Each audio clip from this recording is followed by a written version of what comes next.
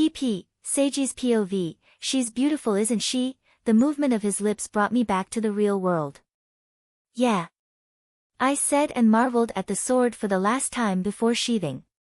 It's one of the best works I've done in my whole life, he admitted with a smile. I have been practicing on making an odachi, so that should be better than the previous one in design as well, not just quality. Thank you for all your hard work. Bah. It's nothing. It is we who should be thanking you. You're fighting the war for us and keeping everyone safe. I heard you even killed a lower moon, so thank you, he said. Oh, and speaking of swords, how's the one that I made for you? You have not come to me for repairs at all, and I assumed it was because you have been inactive. But that's not true, so why haven't you come yet? Do you have another smith who repairs your sword? Actually, the sword was never in need of repair. The only damage it got so far were some chips which I was able to smoothen out with sharpening stone myself. I said. Due to my perfect movement and superior mastery over the sword, there had been no case where I broke my sword or damaged it heavily. It was not a noticeable thing, but it's what sets me apart from other swordsmen. If you learn how to cut perfectly at all times, you will find yourself with less damage to your sword. Ha! I'd call you a liar if you were anyone else. Hattori said with a smile. He clearly knew the skill it took to not damage your sword in every fight as well. Now that I've done what I came here for, I think it's time for me to leave. So soon? How about we sit down for tea first? Nah, duty calls at the moment. I still have much work to do, like delivering a new sword to the Wind Hashira. Well then. I said and put away the odachi before I bowed at a right angle. Thank you yet again. Hattori smiled under the mask. I wish you all the best in your future endeavors, kid. You too. Hattori turned around and walked away from the flower mansion. I watched his image disappearing into the horizon and I went back into the mansion. Now I have received my Hashira sword. I guess that means it's time to finally continue my journey again. It's been fun. The next day, couldn't you stay for a few more days? Stop it, Shinobu, he is also a Hashira, he has his own duty to uphold now. I smiled as the two sisters stood in front of the flower mansion to bid me farewell. I was fully equipped with my Demon Slayer uniform along with my new sword, fully ready to take on all the evil of the world once more. Your sister's right, Shibi. Besides, a few more days won't make a difference, it will only make it harder to say goodbye eventually. I said, and the girl had a healthy blush on her face when I called her Shibi. It was a nickname I gave her because Shinobu can be a mouthful. And she can do nothing about it because I earned the right fair and square in Hanafuda, Japanese card games. Kane just smiled teasingly, seeing her sister blush and all. Safe travels to you, Seiji. And you too, Lady Kane. I told you don't have to call me that. Sorry, it stuck to me since everyone in the mansion called you so. I said.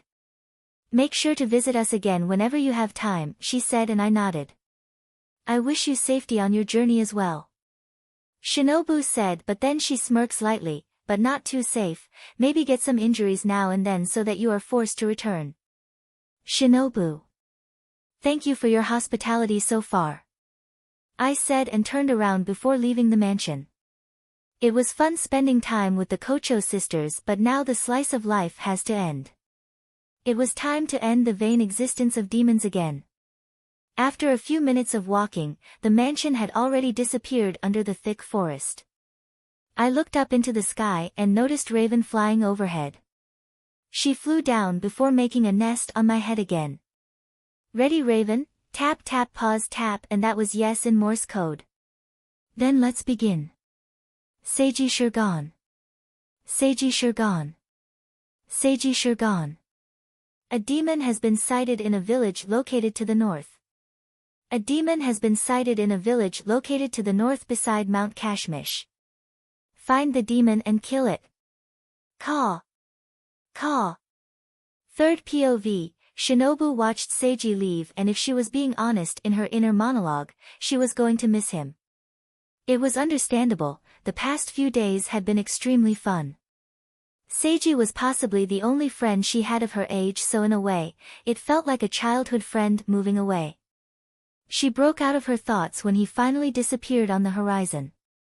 She turned to her sister only to find her smiling teasingly at her. For some reason, Shinobu immediately got embarrassed. "You like him, don't you?" Kane said with a knowing look. Like was a strong word. It was also the perfect word. Yeah, she likes him, so what? And no. Shinobu replied. It's not like that. Oh my, I've never seen you blush like that, you fufufu. Kane teased, you're so adorable. But at least I know my sister knows how to choose them. Seiji is quite the looker, isn't he? Not only that, he seemed to have a good character and he is strong. Kane said and then paused. I would move fast if I was you. I said it's not like that. Shinobu denied it and huffed, it's not that serious. After all, she was at the age where her crush could change like the weather. A childhood crush was not that serious. What she valued more was the friendship they now had between them. Besides, aren't you also interested in him? Shinobu asked her sister with narrowed eyes. My, already so protective. Well, it's true that I am interested in him but not like you though. She said, for example, unlike you I don't want to see his PP. I don't want to see it either. Shinobu said, causing Kane to giggle. And don't call it PP, there is a perfect medical name for it. Oh, and what is that? Kane asked and then waited. Shinobu knew but at the moment, she was suddenly conscious about saying it. It's embarrassing. I hate you. PP it is. Death, third POV, it was one thing to hear about death.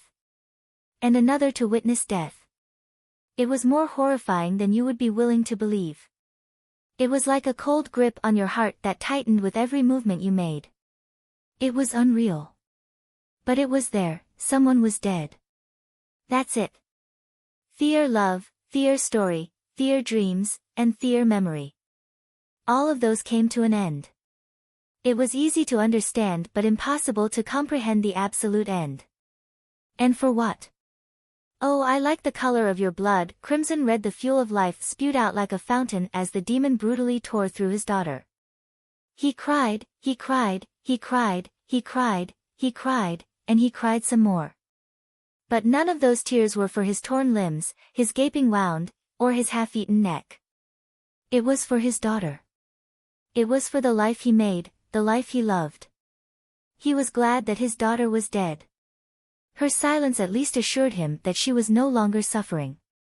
Yet her silence did not silence her earlier screams. Those tragic sounds still remained in his ears. A question popped in his barely conscious mind. Why do humans even scream at all when they are in danger or when they are in pain? Humans screamed when they were in danger because it was a cry for help. It was a final struggle to call for assistance from someone else. If that was so, her scream must have been a call for help, and since he was the only one nearby, it was directed at him. His own daughter was calling for help but he couldn't do anything. Why couldn't it just be me? Why wouldn't he eat me instead of her? He thought in his mind while watching the demon devour her flesh. It was a cold truth, but the reason was that the girl was younger and tasted better. Such a pretty skull, the demon said while tearing off the scalp from the girl to feast on her brains. Why had he not died yet? Why was he forced to witness his daughter being dismembered like this? He wondered to himself. But his body moved on its own and his heart took control. He had a knife in one hand as he crawled towards the demon. His body moved out of pure hatred and spite alone. Die. Die. Die. He cursed with all his heart. Asterisk boom. Asterisk someone crashed through the walls of the house and before anyone could react, thunder rang out. It was loud enough to rupture eardrums. The entirety of the house itself was sliced in half as the entire foundation shook violently. After the world returned to normalcy, the demon was already headless and a silhouette was standing in front of him. The father could not make out the details, but he saw purple eyes in the dark.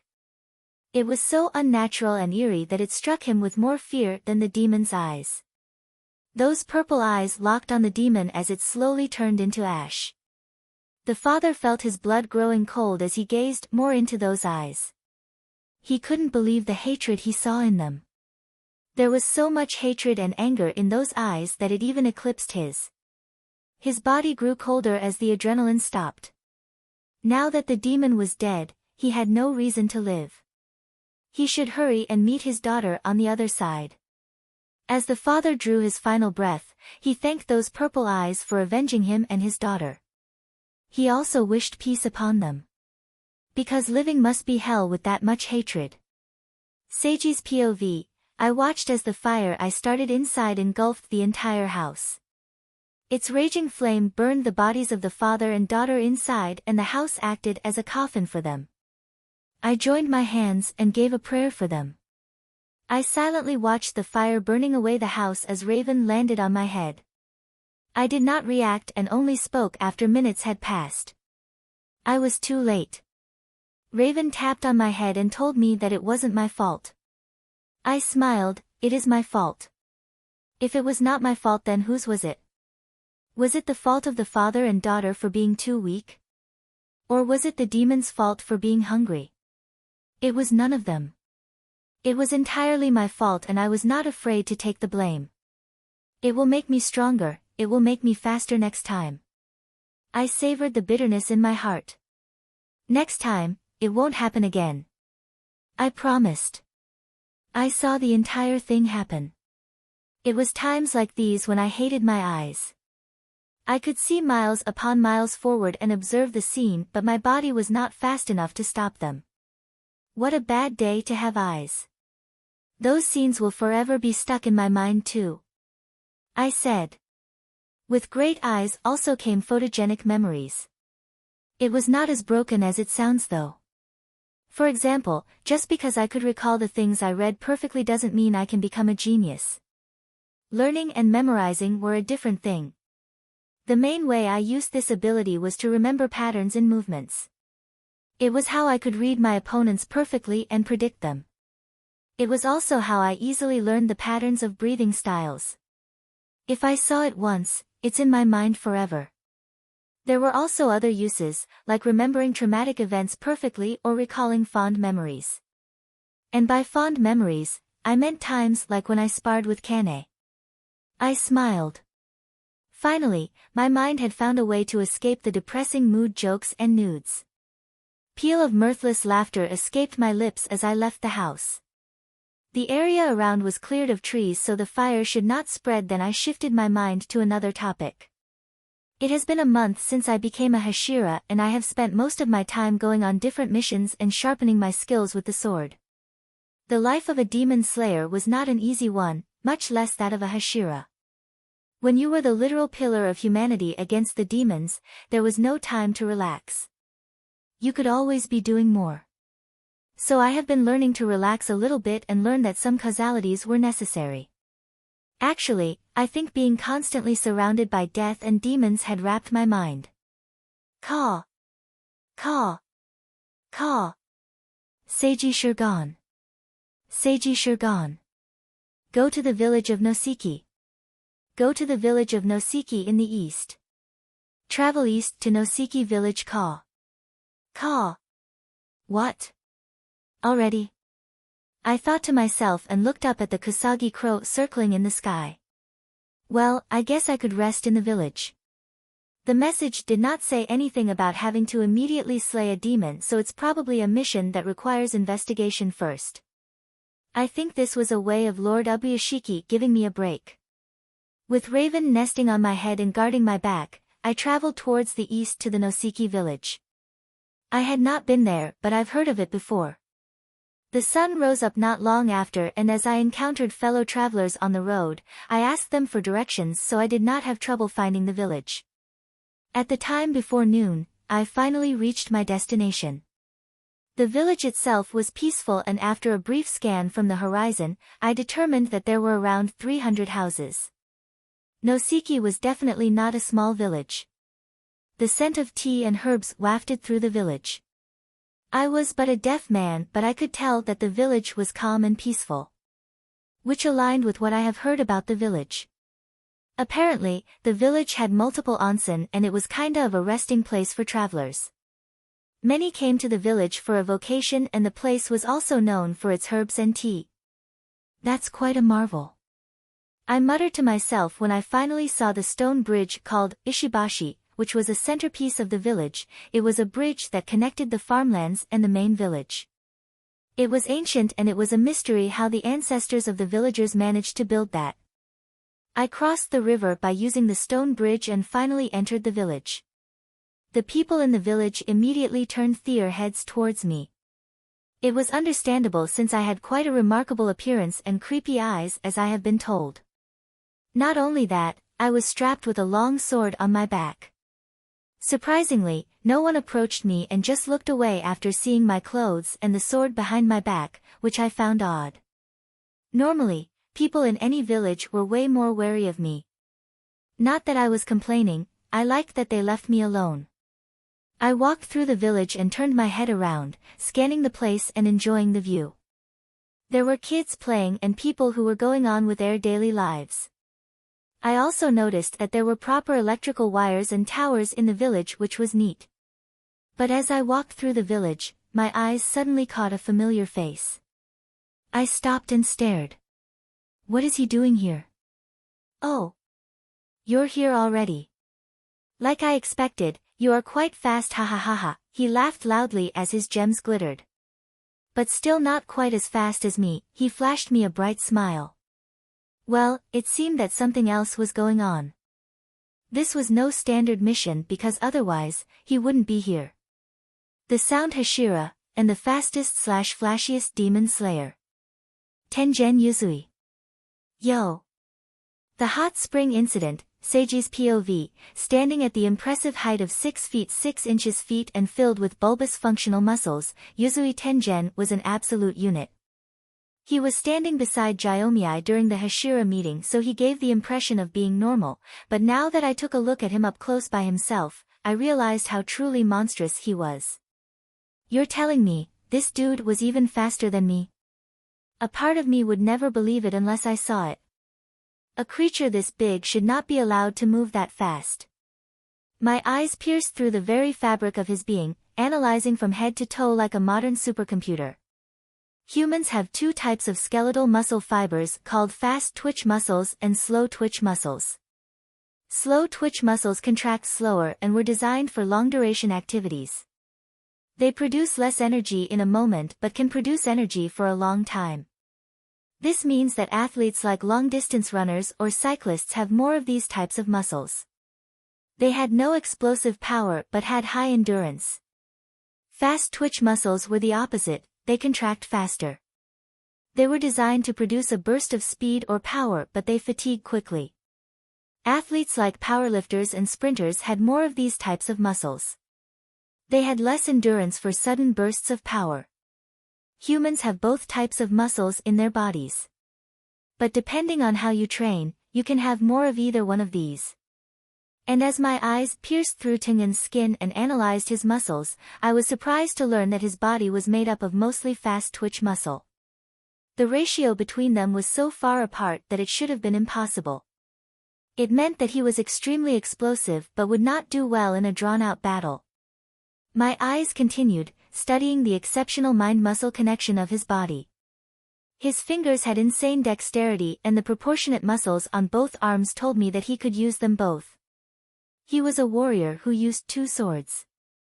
I also noticed his freak liver and the large amount of white blood cells in his body, which would explain his poison resistance. His quad muscles were ginormous but his calves were small due to his long Achilles tendon, which was a tendon that helps with explosive power. It was always incredible to lay my eyes upon such specimen. Humans who were just built different.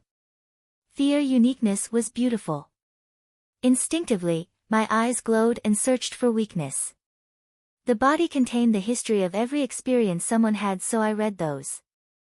From his rigid thumb, which was no longer as flexible as the rest of the fingers due to being constantly broken, to the small bruises on his pelvis region, my eyes searched for a weakness in his body. That was until my eyes traveled up to his face. Gone was his friendly and joyous expression. His face held a dangerous edge and his eyes spoke of warnings. Oops. I blinked and stopped analyzing. Tengen was not like the other Hashira, he was a shinobi who had trained since he was a child, so he felt it when my eyes searched for a weakness in his body. He probably got serious when he saw me stare at each and every flaw and weakness his body held. That was not very nice, he said. I'm sure it was not the best experience to have someone stare and pin down your weakness with their gaze. I'd imagine the feeling to be like someone staring at your insecurity. I looked down, apologetic. I'm sorry. Welp. It's okay. I will excuse you this time, ha ha ha, he laughed. It's just been a long time since someone looked at me like that. Sorry if I scared you, kid. Scared? I wasn't scared. I just finished pinpointing every part of your giant body I should aim for, to kill you. Is what I would say if I was edgy like literally any main character of high school DxD fanfic on Wattpad. It's nice to meet you again, Mr. Tengen. Just Tengen is fine. I already have such a fashionable name, no need to ruin it by adding Mr., he said and flashed me a smile. Okay then, Tengen. I said, by the way, you said you were expecting me but I wasn't informed anything about you. Is it a mission that requires 2 Hashiras? A mission that demanded 2 Hashiras, were we clearing a hideout of demons or fighting a lower moon or something? Ha ha ha, what do you mean a mission? Ah, you don't know since you are new, but every month, the master will give us a few days to rest, so we are doing just that. Wait, there are no mission. Was that why the Kasagi Crow only said to go to the Noseki village and didn't mention anything about slaying a demon? No missions, kiddo, it's a time to let loose. Are the other Hashiras coming as well? I asked, kind of expectantly. Well, they are all invited, he said, but it's pretty rare that they attend. It's usually just me and 1 or 2 other Hashiras now and then. You see, they are quite serious about their job and very uptight, so they don't always take the chance for a break. Me on the other hand, I've never missed one. My lips curved, I see. Literally because I don't hear. Then someone called Tengen from a distance. He immediately turned around and I followed his line of sight to see a woman with black curly hair with bangs and blue eyes. Yuzui. We want to go to the hot springs already. It was one of his wives if I remember correctly. And need I say that she was extremely hot? She was thick as hell. She was exactly what you would imagine a sexy female shinobi specializing in seduction to look like. Okay, Suma. Go ahead, I will be right there. Tengen said with a wave, and Suma quickly left for the hot spring. He turned back to me, his smile was a little more genuine and brighter this time. Your wife? Yeah, one of them, he said. Did you see the joy in her voice? They are the reason why I never miss any breaks. They never get to have me all for themselves with all the work, so any break I can get, I spend it with them. He flashed a smile. You're a lucky man. I said. Sure am. Ha ha ha, he said. Well, I have to go now. As you saw, they are waiting for me. Stay flashy, kid, I will meet you again. My body tensed and I immediately created distance when I saw him inhale huge volumes of air in his body. His muscles contracted and got ready to explode with power. Asterisk boom. Asterisk then he did explode out. A resounding boom erupted, breaking the sound barrier, and even though I was deaf, I could tell by the vibration that it was extremely loud. My eyes barely caught his body amidst the dust as he blitzed towards the hot spring. I was left in utter disbelief. The guy just used a breathing technique to have a flashy exit. I looked down at the small crater. Now there was a small crater on the dirt road of the village. It won't be hard to fix though. I sighed. It seems all of the Hashiras were a bunch of unique characters. First, There was Sanemi with his anger issues, then Shinjuro with his depression and alcoholism, and Kane with her era vibe. Finally, there was Tengen Yuzui. I don't know how to describe him yet. Anyways, armed with the new information that I was not on a mission and was meant to relax, I felt my body loosen up as a sense of relief washed over me. If this was a break, let me enjoy it. By sleeping as much as I want, I said, and then I walked around the town in search of the perfect nap place. It did not take me long to find a small hill near the outskirts of the village which was perfect for a nap. It was extremely similar to the place Eren slept when he was a child. It had a gentle patch of green grass and a small tree provided the perfect shade under the warm sun. I laid down at the place and gazed upon the vast blueness of the sky. My thoughts went back to Tengen Yuzui and his breathing style. He was the user of sound breathing, and like I initially suspected, it would be useless for me to learn that breathing style. It was quite similar to thunder breathing in their pattern, but overall, it was a personalized breathing style meant for Tengen alone. It was a perfect fit for his body, but it wouldn't be the same for me. I was better off using thunder breathing.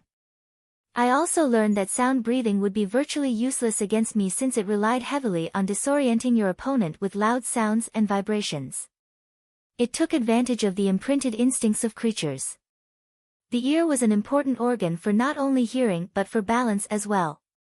That meant loud sounds could disturb the balance of beings, even demons I'd assume. Another interesting fact was that humans instinctively flinch or react at sounds higher than 100 decibels even if they braced for it. I'd assumed the sound breathing to take advantage of such things as well. And there was the main strength of sound breathing, which was its sheer speed. Yeah, I was able to deduce all that with the things I remembered from the anime and from seeing him execute one form of sound breathing. With such thoughts swirling in my mind and with Raven nestling beside me to protect me, I closed my eyes to enter a world of absolute silence and darkness. I was vulnerable. But under the feeling of the warm sun on my skin and trusting Raven, I let sleep claim my consciousness. I woke up at night. Which was by no means a new experience for me as a demon slayer. In fact, it was my new normal at this point. I stretched under the moon and took some time to refresh myself before I entered the village again. The streets were softly lit up by the street lights and I head towards one of the onsen that I saw in the morning. I reached the onsen soon enough and paid the owner before heading to the changing room to take off my clothes. After I was done, I headed into the hot spring, and after cleaning myself with the water and soap, I stepped into the hot spring. This is good. I said, I can get used to breaks. The water, almost too hot, burned away all of the fatigue that had built up in my body during the month as I sunk deeper and deeper into the water. I opened my eyes and looked around the onsen, which, by the way, I should have done before entering the hot spring. That was when I experienced the classic anime, walking in on someone at the hot spring troop, but with a twist. There was someone else in the hot spring. They were naked and with half of their face submerged underwater as they blew bubbles. I stared with a blank face, so here's the twist. It was dude. It's a shock to see you here. I said, Tomioka. Bubbles, you too. I was disappointed at that I couldn't learn sound breathing, but Lady Luck seemed to be on my side. Because a wild water Hashira suddenly appeared. It was high time I learned another breathing style, and this was one I looked forward to the most. Breaks over, I guess. Water breathing get. Water breathing, Seiji's POV, it's a shock to see you here, Tomioka. Tengen said that usually one or two other Hashiras would take the break with him, but never in a million years would I expect Tomioka Ju to be one of them. He just never really struck me as the type of guy, both in my past life and in this one. I expected other Hashiras like Kane, Sanemi, and even Jyomiai. Just not him. Ju replied by blowing bubbles as half his face was submerged in water. But I was able to get what he said by the contraction of his throat. Well, at first I thought this was another mission, but turns out it was a rest day or something like that. I said, I ain't complaining though, I really needed it. Ubuyashiki really was one hell of an employer. My eyes scanned him from head to toe in the span of 1 second. In that short time, I was able to learn a lot. His body was extremely fatigued and there were multiple torn muscles. But the lack of external injuries told me that instead of being in a tough fight, Joe was pushing himself above his limits and he was under rigorous training. That was a surprise. He was already so strong as he was. I wonder what pushed him to train like a shounen protagonist. Or was he always like that? I can see that you painfully needed rest. You won't see progress until you allow your body to heal. I said, which was funny. I should be the last person to advise on the topic considering I still have the habit of depriving myself of sleep and constantly overworking. Zhu blinked at my words before he raised his head above the water. Yes, I have been training quite hard these days. There was a minute of silence afterwards as we both simply enjoyed the warm atmosphere of the hot spring. The hot water on our skin made every other sensation we had in our body, soreness and pain, vanish. After that, I said, would it be okay if I join you in your training for a few days? You want to learn water breathing? Zhu asked me, instantly deducing what I wanted.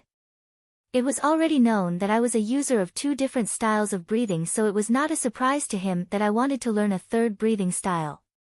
Actually 4th, since I was getting the hang of wind breathing. Yes. I said. If you want to learn water breathing, I can recommend you to my sensei, Urokadaki. I think he will be better suited for teaching than I, he said.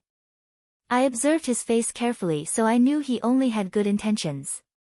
But, no. I shook my head. You will be a better teacher than anyone else. You see, I am a visual learner, so I will be able to learn better if there is someone who can show it to me rather than instruct me. One factor why it took me longer to learn thunder breathing than flame breathing was my teacher. While I fought with Rengoku and he could demonstrate the techniques for me countless times, Jigoro was an old man and even executing one form was difficult for him. With my eyes, I learned much better if I could see and copy instead of being guided and taught. And if someone like Zhu, who was one of the strongest Hashira, were to act as the one I copied from, I reckoned I would not only learn but become proficient in water breathing quickly. He blinked at my words. His face was extremely stoic, so I had to deduce his expression from the little things like the way he blinked his eyes. Good thing his blinks said a lot. I heard that you have very special eyes compared to us and you are deaf. I guess that is true. Zhu said. He probably heard it from Kane or Abuyashiki. I smiled, indeed. I wouldn't really mind it if you join me in my training, he said. Thank you. I replied. Then silence returned. I mean, what else did you expect when 2 extreme introverts were in a room together? I looked around the hot spring as the naughty part of my brain told me to look through the walls to peek at the female side of the hot spring. But I resisted such temptations. Not because I was a person with good morals or anything like that, but because I was not alone and it would be absolutely shameful if I got a boner with another naked guy next to me. So. Zhu said, but the rest of the sentence died in his throat. This time, it was my time to blink in confusion. I stared at him. He wanted to say something, likely start a conversation so that we could be friends or something if I based his character off of what I knew from the anime. But at the last moment, he hesitated. Maybe his awareness of my disability was stopping him, or because he did not want to disturb me, thinking that I would prefer silence. Don't worry, Zhu, I know the feeling way too well. You already had the script in your mind, but you suddenly hesitated right before speaking out and your mind suddenly came up with logical reasons as to why you shouldn't do it. Luckily for both of us, I was blessed with the ability of prediction and pattern recognition. From the contraction of his throat, our situation, and the starting word of his sentence, I deduced what he was about to say. You want to ask me what my first month of being a Hashira was like, I said. He nodded.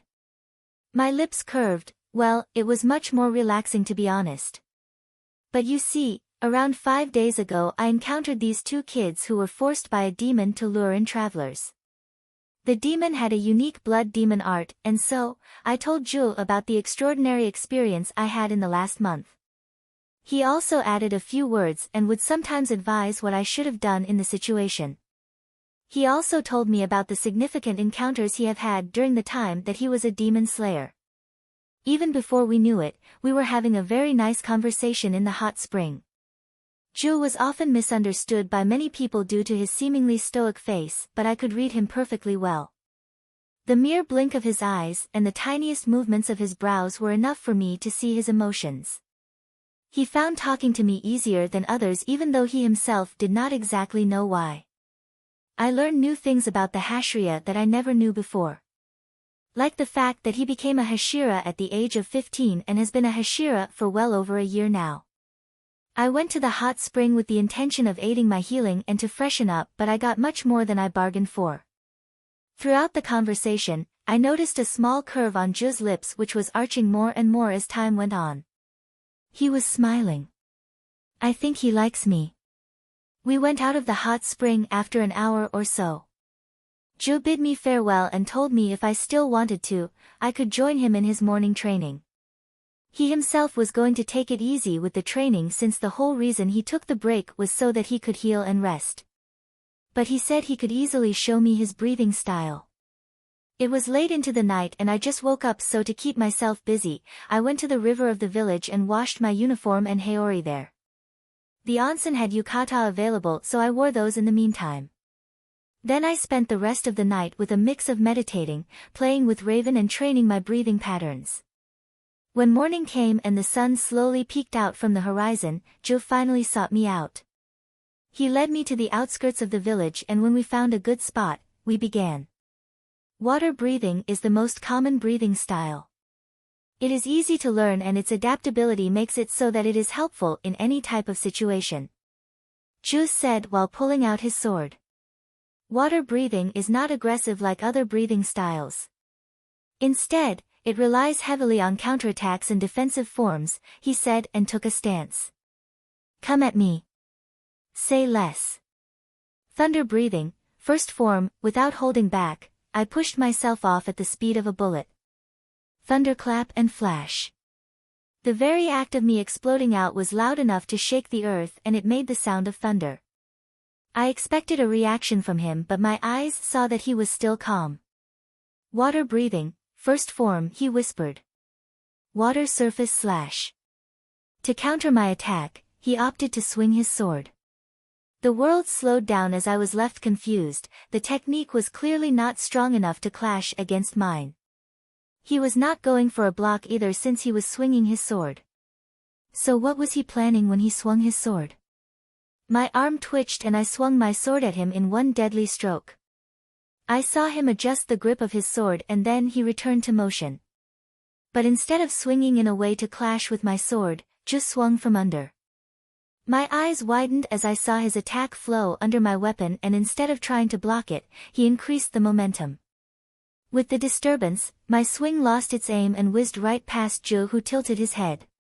Time resumed. Asterisk boom. Asterisk my eyes allowed me to see the world in slow motion, but in reality, everything happened in less than a second. I stared at my sword and replayed how Ju dealt with my deadliest attack with ease. Instead of blocking or dodging the momentum of my attack, he changed the trajectory by applying power under my swing. His movement was smooth, like flowing water. It was also the first time I've seen someone with perfect movement. It was no rocket science, but what I was impressed about was how calm he was.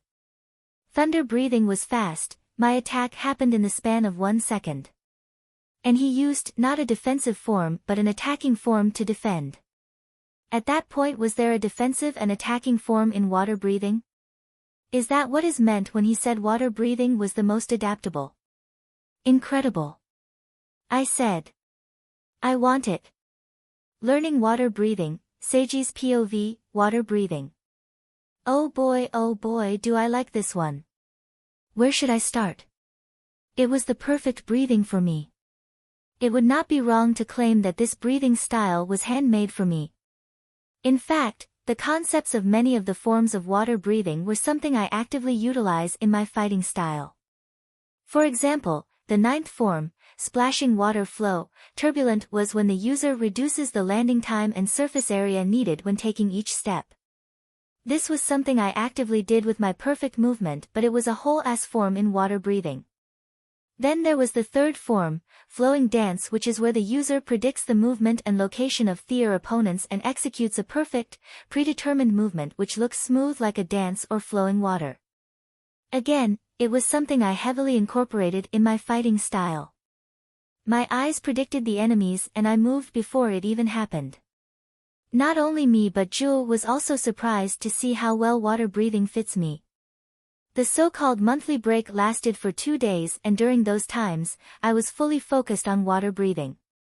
In just 2 days, I was nearly able to learn everything about water breathing.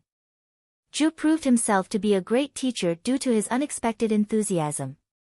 After he saw how well water breathing suited me and the speed of my learning, he became fully committed on teaching me. My training also consisted of meditating near the river where I contemplated the nature of water and strived to become the element.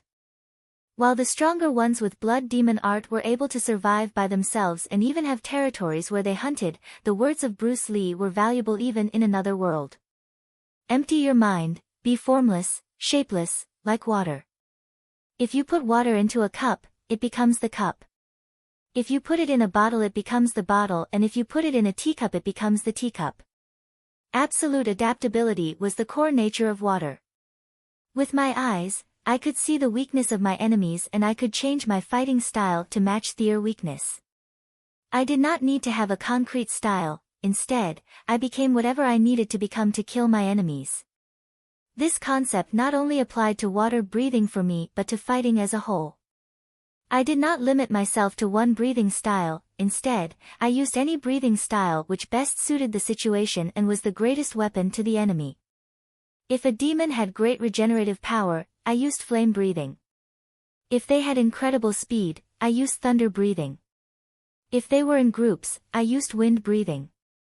I have no permanent shape. I was formless, yet I could instantly take the shape of my opponent's fear. Fighting was a conversation, it was debate. You don't get into a conversation with limited words, you failed as a debtor if you followed the script. Instead, I adjusted in real time depending on what the opponent said to me. I strung together words with no purpose individually and crafted sentences that would silence the enemy. Words were all of the things I have learned throughout my life and they were increasing day by day. I was able to combine them and create something new every single time with my understanding and my eyes. That was my talent. It went without saying that learning water breathing was extremely beneficial to me.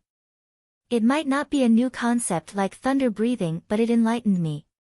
Unfortunately, time was limited as 2 days quickly passed and we had to resume our normal mission. My training had to stop. At least that's what I thought, but luckily. Ka. Seiji Shirgan. Ju Tomioka. You two are to travel together to the west and clear the newly discovered demon hideout. I repeat, Seiji Shirgan. Ju Tomioka. You two are to travel together to the west and clear the newly discovered demon hideout. What a pleasant surprise, I said with a huge smile and turned towards Ju. He returned my look with a smile of his own. Like I said, he was unexpectedly into training me the past 2 days, so he was happy that it could go on. We quickly prepared our equipment and geared up for the mission. The 3 wives of Tengen, whom by now I had got acquainted with, came to us to bid farewell. Stay safe in your mission. Lord Tengen also wished you the best in your journey. Makio said with a smile on her face. Here, we made lunch that you can enjoy on your travels. Hinetsuru said and gave us a bento.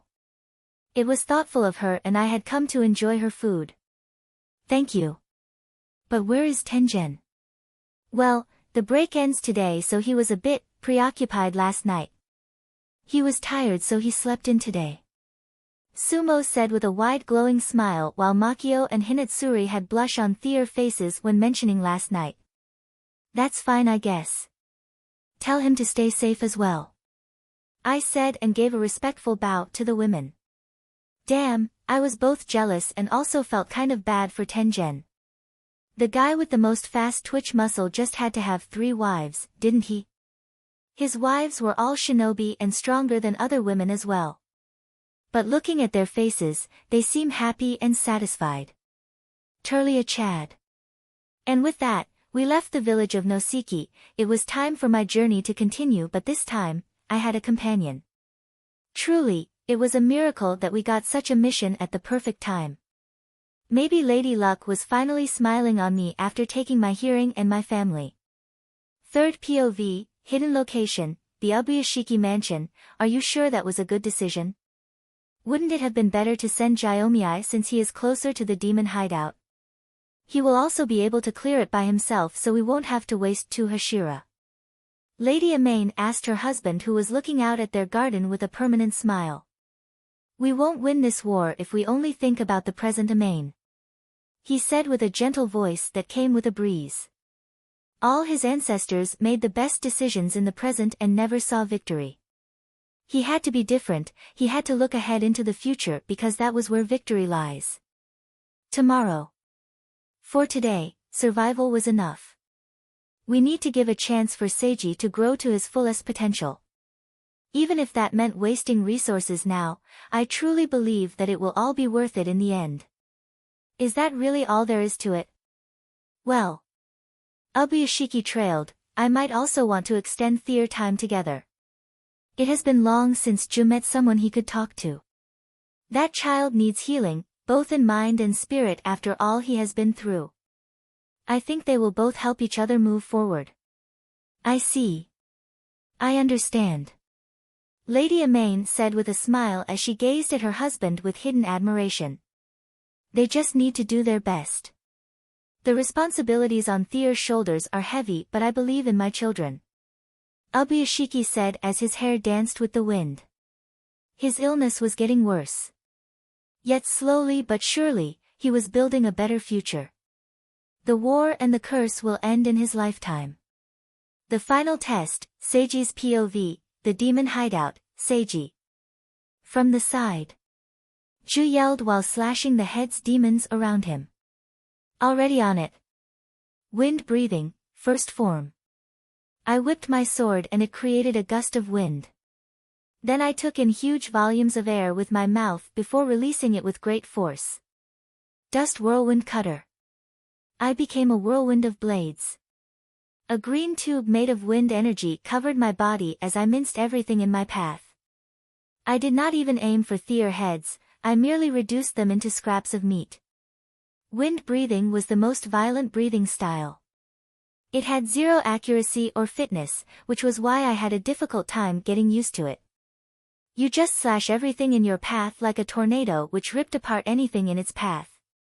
There was no targeting weak points, there was no efficiency. You just slice everything into tiny pieces so that you hit the target. It was very primal. The main concept was basically I'd slash. There was nothing else to it. The wind breathing itself gave you an incredible burst of energy. It allowed you to explode with extreme force, but unlike thunder breathing where you utilize that for linear speed, wind breathing lets you devastate everything in your surroundings. It was great for slaying groups of demons. The aftermath of my attack was blood and flesh raining down on me. I felt my eyes twitch as I was drenched in decaying blood of demons. I hate this breathing style. I murmured. I hate the style, I hate what it does, and I hate its Hashira. Then I whipped my sword to clean it from blood and looked towards the remaining demons. Although we had killed a couple dozen of them, there were at least 20 or so demons remaining. Demons were like animals. The lesser demons would form groups to survive. The demons in this hideout were such lesser demons. They were not strong enough to survive on their own, so they worked together.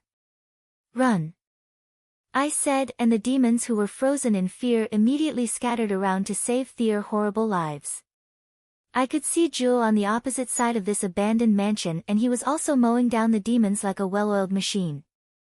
My eyes glowed purple in the dark as I scanned the environment, the position of each demon, the direction they were running to, and the placement of objects in the mansion were immediately registered in my mind like a mental map. I took into account all of the movements I saw around me, I determined their speed and where they would be by the time I reached them. I predicted around 4 seconds into the future. Then I acted on that future. Water breathing, third form. Flowing dance. I danced. My footsteps were perfect, so it looked like I was sliding on the floor instead of taking steps. My movements were elegant and flawless as I left behind afterimage wherever I went. I slashed not directly at them but instead at the place where they would be in the future. I stringed together different attacks and different sets of movements into one flowing motion. To the normal eye, it looked like a comic character in action where phantoms were drawn to signify movement. My long blade left a trail of water as I cut off the demon's head from the most random angles. Water could flow through a mountain, flow over the mountain, flow under the mountain or flow around the mountain. It took any path possible but in the end, it always went through. It could not be stopped. Similarly, my blade found Thier vulnerable necks no matter what they did.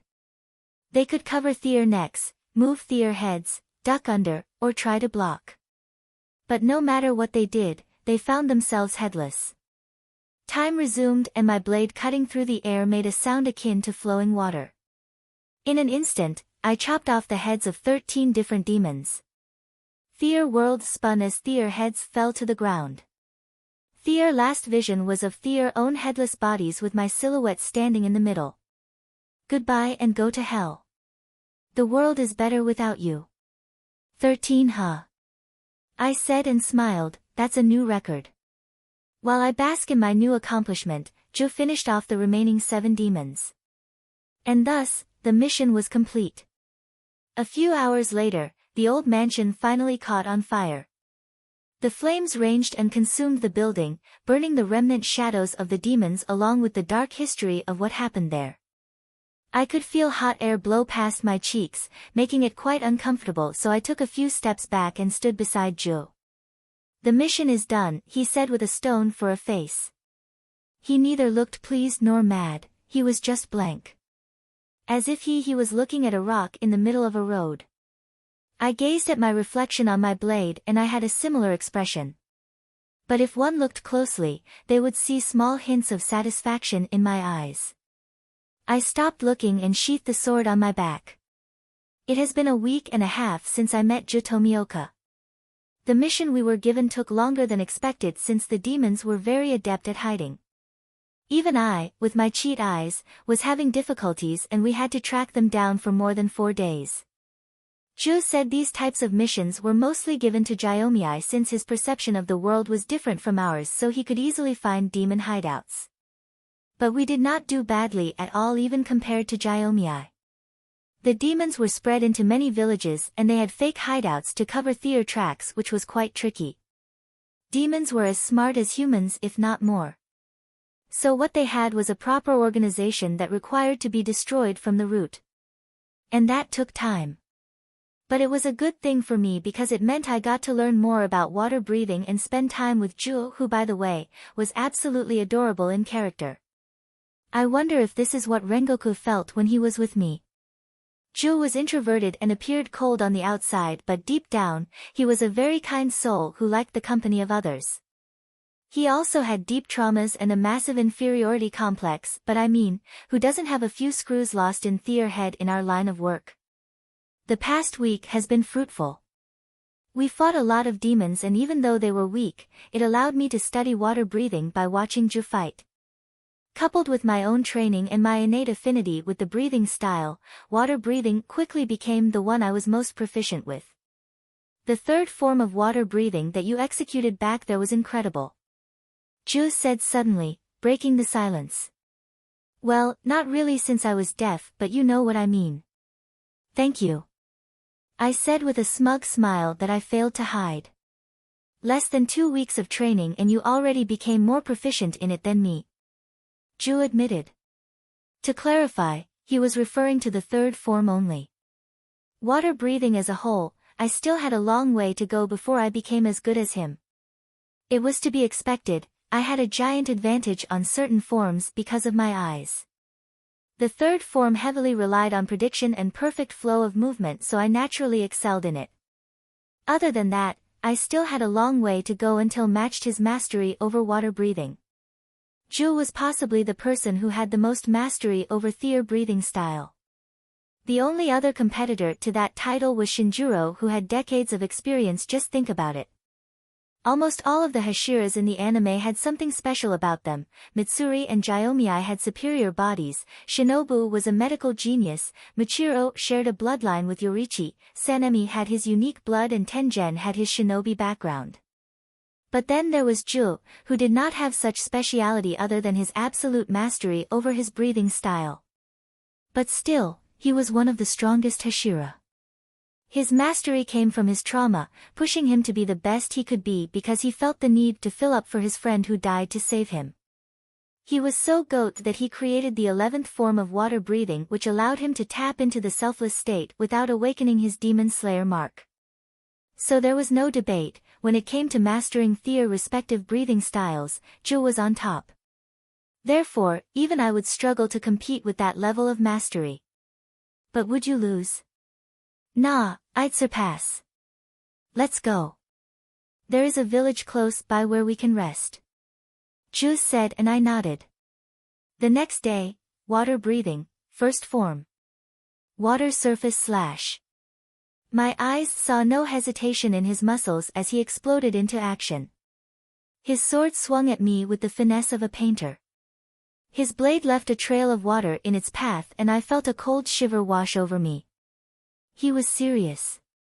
I moved away quickly and Ju cut the giant tree behind me. The tree fell to the ground, sending tremors into the earth. My eyes looked at the stump of the tree and noticed its crystal smooth top. That was a show of how clean his cuts were. I swallowed the lump in my throat and I was forced to take a stance. This is a test, Seiji, don't fail me. Saying so, Ju blurred and rushed at me. You must be wondering how I found myself in such a situation. Well, find out in the next chapter because this one is getting too long. Consider joining cause I'm cooking there and it'd take 2 weeks for you to see it. P.S. Sweet, I can fix him. Seiji's POV, Sanemi is still young. He became a Hashira only a few months before you did and he worked years for it. So I can understand why he was skeptical of you at first. If you really get to know him, he is not a bad person at all. Ju said calmly while sipping tea. We were currently at the house the village had prepared for us. Since we were the ones who saved them from the demons, they were very hospitable and even provided us with a whole house where we could stay. I understand, but I still don't like him. My dislike for him did not have a very concrete reason at all. I just didn't like his character and what he did to Nezuko in the anime. But it was also nothing serious. It's not like I won't talk to him or ignore him if he needs help. The level of dislike was only comparable to my dislike for certain foods, like ginger. What I don't understand though is why you are telling me this, I said and crossed my arms. Sanemi is my friend and I don't want you to have the wrong impression just because of one encounter. He is actually very kind at heart. My face scrunched up in doubt. I don't think you are. What? He asked and blinked once, twice. You don't think Sanemi is my friend? Yeah. Why? Because I know he hates you. What? Ju exclaimed as if I just told him he was pregnant. He slammed his hand on the tea table and leaned forward. But he didn't say anything to me. Dude, why would he come up to your face and say he hates you? Are you sure? How do you know this? My eyes. I said, pointing at my eyes. I told you before, I am very good at reading people. Plus, it was clearly shown in the anime that Sanemi and Abanai could not tolerate Ju at all. It was even stated in the data book of the manga. He slumped back down on the floor as a gloomy aura surrounded him. I thought we made progress after we sparred the other day, he murmured in a voice only he could hear, but I saw it. Who cares if he dislikes you? Me and a lot of people like you. I said, trying to console him. It seems I will have to work on it again. Next time, I will make friends with him for sure, he said, and I could see the flash of determination in his eyes. PFTT, it's kind of funny seeing him so secretly eager to make friends. If you want to make more friends, why not start with someone easier? Like Kane or Tengen? I asked. Well, Tenine is a bit older than me and Kane is a girl. I wouldn't know what to say to them, he said and scratched his cheeks. As if you'd know what to say to Sanami either. I do know what to say to him, he defended himself. What else have you said to him other than correcting him on his technique or breathing forms? I asked. It was a guess. And I was correct. Right. I hope you know that you might only come across as condescending rather than being friendly when you did that. What? I didn't know that, said the clueless water Hashira. I shook my head with a slight smile on my face. At least he was comfortable enough to discuss these things with me. Our age gap was nearly 3 years, but our mental maturity seemed to be of the same age, so we quickly became good friends in the span of a week. I watched as he took the biscuit from the table and nibbled on it while deep in thought. He looked stoic and calm to everyone else, but I was able to read the tiniest hints of his features. So, what are we going to do now that we completed the mission? I asked. He stopped eating his biscuit to contemplate my words before his eyebrows fell, and so did the mood. I could see the change in his emotion. Normally, we should return to our individual missions, but I was thinking of taking a break for a few more days so that you can master water breathing to perfection. Oh. I blinked in surprise. You are truly looking forward to seeing me master water breathing, aren't you? Why is that? I finally asked. Since the time he saw that I had an immense affinity for water breathing and was able to catch the concept almost instantly, he has been very committed to training me and making sure I mastered it. I had an idea on why he was doing so, but I wanted to confirm it. Isn't that obvious? The Demon Slayer Corp is still missing a water Hashira, someone has to assume the mantle and I hope it would be you. Shit, that's exactly what I expected. I could feel a sudden change in the air as Ju's face took a depressed turn. I could see hints of shame on his visage. But you are the water Hashira. I am not the water Hashira, he declared with absolute seriousness in his voice. Oh God. Shouldn't this take place in the 3rd season, which was still around 6 years or something? I could not stress this enough, but I was absolutely horrible in these types of emotional things. I was literally running away from my own traumas and waiting for time to heal me. How the fuck should I help someone else with their trauma? Isn't this where the main character comes in?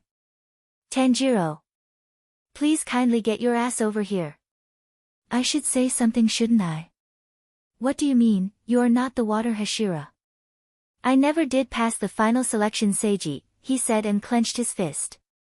I am just an imposter who is acting as a substitute until the real water Hashira emerges. Said the greatest water-breathing user to have ever existed. Yeah, right. Actually, I am also an imposter who acts as Seiji Shirgan until the real one eventually wakes up. Ridiculous. I'm sorry, but please excuse me. Saying so, Jo got up and went out of the room. I released a dramatic sigh and flopped on the ground. I looked at the ceiling, searching for God between the molding wood and tiles. Please help me. The next morning, Jo woke me up like usual and we headed out to train like we usually do. But this time, I had a different plan. I had a lot of time to think about it yesterday and I have decided to fix Jo and help him resolve whatever issues he had.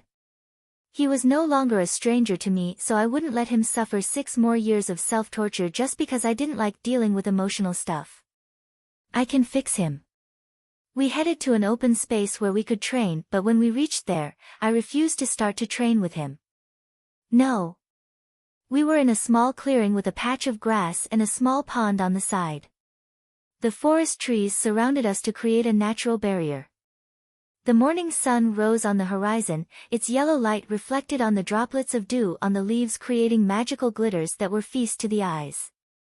The chilly morning air clashed with the earliest warmth of the sun on my skin, creating a pleasant sensation. What do you mean no? I don't want to practice water breathing anymore. I've learned enough.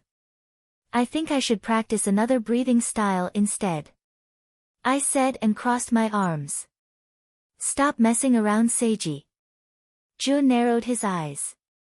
We engaged in a staring contest for some time, but my eerie purple eyes easily won the match. He sighed, "Is this because of what I said yesterday?" "Absolutely," I said, brutally honest. "What do you want?" "Context please, so that I can fix whatever is wrong with you," I replied. "There is nothing wrong with me," he said, and then muttered in a low voice, "It's fine, I think you are ready anyways." Huh. Asterisk whoosh. Asterisk. Jewel was suddenly in front of me, and even though I saw him, I only noticed him when it was nearly too late. He was not fast by any means, Sanemi or Jigoro was leagues above the speed Ju had just displayed, but he nearly got me. How? It was due to his technique. He had approached me in a perfectly linear path, so my eyes didn't notice that he was getting closer. When something is moving towards you in a perfect linear/straight path, the increase in size is so gradual that your eyes often miss it. Why do cars have red lights on their back? It was so that you wouldn't crash into it when the car suddenly stopped. Because when you drive on a straight road and the car in front of you suddenly stops, it's extremely difficult to see that it stopped or that you were getting closer and closer to crashing it since you were driving towards it in a linear path. The same principle applies here. Ju ran up to me in a perfectly linear line, so my unprepared eyes nearly missed him. Water breathing, first form. Water surface slash. My eyes saw no hesitation in his muscles as he exploded into action. His sword swung at me with the finesse of a painter. His blade left a trail of water in its path, and I felt a cold shiver wash over me. He was serious. I moved away quickly and Ju cut the giant tree behind me. The tree fell to the ground, sending tremors into the earth. My eyes looked at the stump of the tree and noticed its crystal smooth top. That was a show of how clean his cuts were. I swallowed the lump in my throat and I was forced to take a stance. What the actual fuck? If you don't want to train, fine. He was going at his own pace and I was abandoned to pick up the pieces to make sense of what was going on. Why did he suddenly attack? This is a test, Seiji, don't fail me. Saying so, Ju blurred and rushed at me. Seiji versus Ju, Seiji's POV, alright, if you wanna talk let's talk. Question mark. Ju titled his head in confusion, but he quickly discarded what I said. He rushed at me as I did the same. We clashed our swords in the middle and sparks ignited due to steel grinding on steel. We exchanged swings and engaged in a terrifying display of swordsmanship. Our blade whizzed through the air, slicing the atmosphere like butter before they met each other in an immediate halt. I must admit, Ju was probably the best swordsman I have fought in the Demon Slayer Corps. His technique was refined and each stroke spoke of years upon years of training. But that amounts to nothing in front of me. My eyes released an eerie glow as I perceived the transparent world. My vision changed and I saw things humans were not meant to see. Different levels of X-ray overlapped in my vision. I saw the real world in slow motion. I saw Ju stripped of his skin so that I could observe his muscles, and I also perceived even deeper and I saw Ju with only his bones. All these images overlapped in my mind as I chose to focus on whatever I desired, whichever I needed. The turf of the world was laid bare in front of my eyes. Asterisk cling. Asterisk cling. Asterisk with each attack exchanged, Ju realized just how futile it was to fight me in a sword match. I blocked high-level combinations with a simple stroke of my blade. There is always a pattern in how people move. It's ingrained in their body as much as memories were ingrained in their brain. I saw every action Ju had taken and every movement he trained to take. It was written on his body, on the shape of his muscles, on the size of his tendons. The situation was even worse for Ju because I had seen him fight on multiple occasions.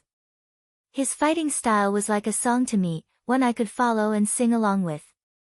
At each passing moment, I was always 5 steps ahead. Water breathing, 7th form. Ju stopped his futile efforts and prompted to a breathing style. He breathed in quick succession and changed the grip on his sword. Piercing rain drop. Out of all the breathing forms in water breathing, the 7th form was the fastest.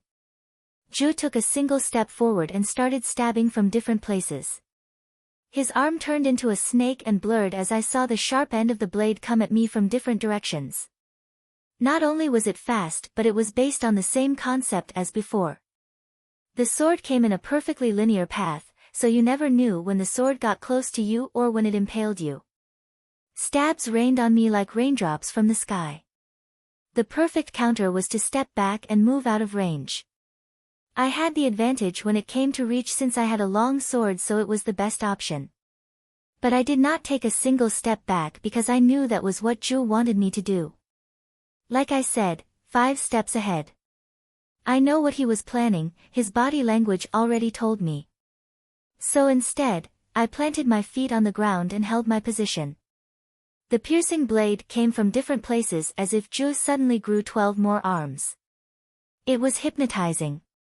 Yet I did not try to dodge the incoming attacks that promised to skewer me. I calmly pulled up my sword and everything just stopped. Ting. The tiniest tip of Zhu's sword was blocked perfectly by the sharp edge of my blade. It was an impossible conclusion since both had such a minuscule surface area, but against all odds, they clashed perfectly. I saw Zhu's pupils dilate in shock. This would not work if either of us didn't have the perfect technique. Zhu's perfect linear stab put all the force at the tip, so I was able to stop him in an instant. We held the position for a while as Zhu knew the moment he pulled his sword back, I would take the opening to cut him. So he pushed forward instead. Sparks ignited and Zhu made the slightest change in the angle of his sword. That caused the perfect collision to collapse and the stab came at me again. But I easily stopped it by twisting my sword and blocking it with the flat side. More sparks came to life as the tip of his blade grind against mine. Finally, Zhu leapt back and also used our clash to push himself. We both locked eyes and stayed still for a moment before Zhu nodded in acknowledgement of my skills. But then things changed as I felt the favor of the battle change in a single breath. A single breath that Zhu took. My eyes widen. Water breathing, 11th form. He knew it was useless to engage in useless confrontations, so he chose to move to the climax instantly. There was no built-up, there was no warning. It just happened. A huge gush of water erupted from the ground Zhu was standing on and it spread in every direction. Suddenly, the ground became a raging ocean with violent waves surrounding us. I looked around, amazed and horrified at what this implied. I've never seen this before, but I knew exactly what it was. And then the dreaded words fell. Dead calm. The waves under our feet stopped in an instant, replaced by a still body of water. Everything grew quiet, even my deaf ears realized that.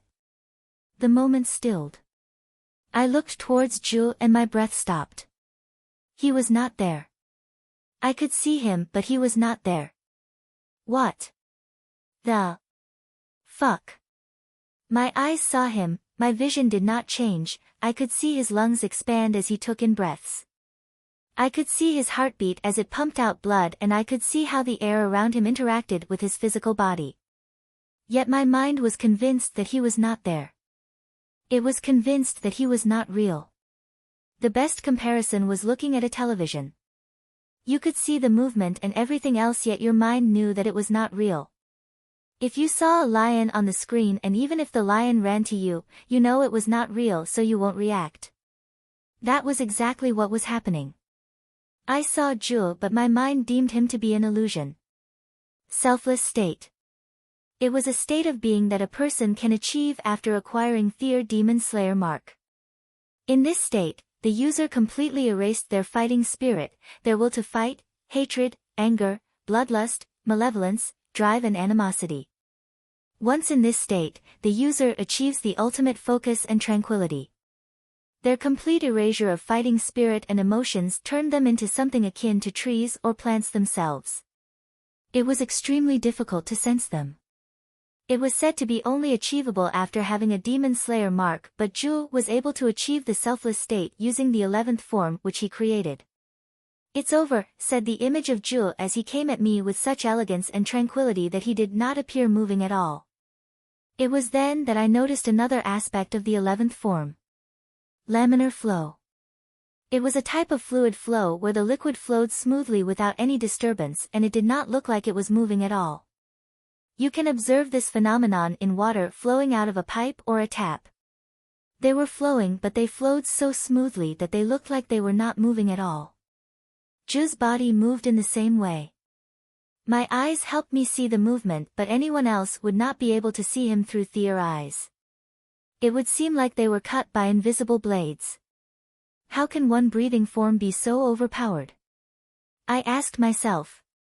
It was almost like a domain expansion. Ju finally reached me and swung his sword at me. My mind and my eyes clashed. My eyes still told the truth but my mind refused to believe it. But at last, I was able to convince my body to move. I tilted my head to the side and Ju's sword which was going to cut my cheek only made a small scratch.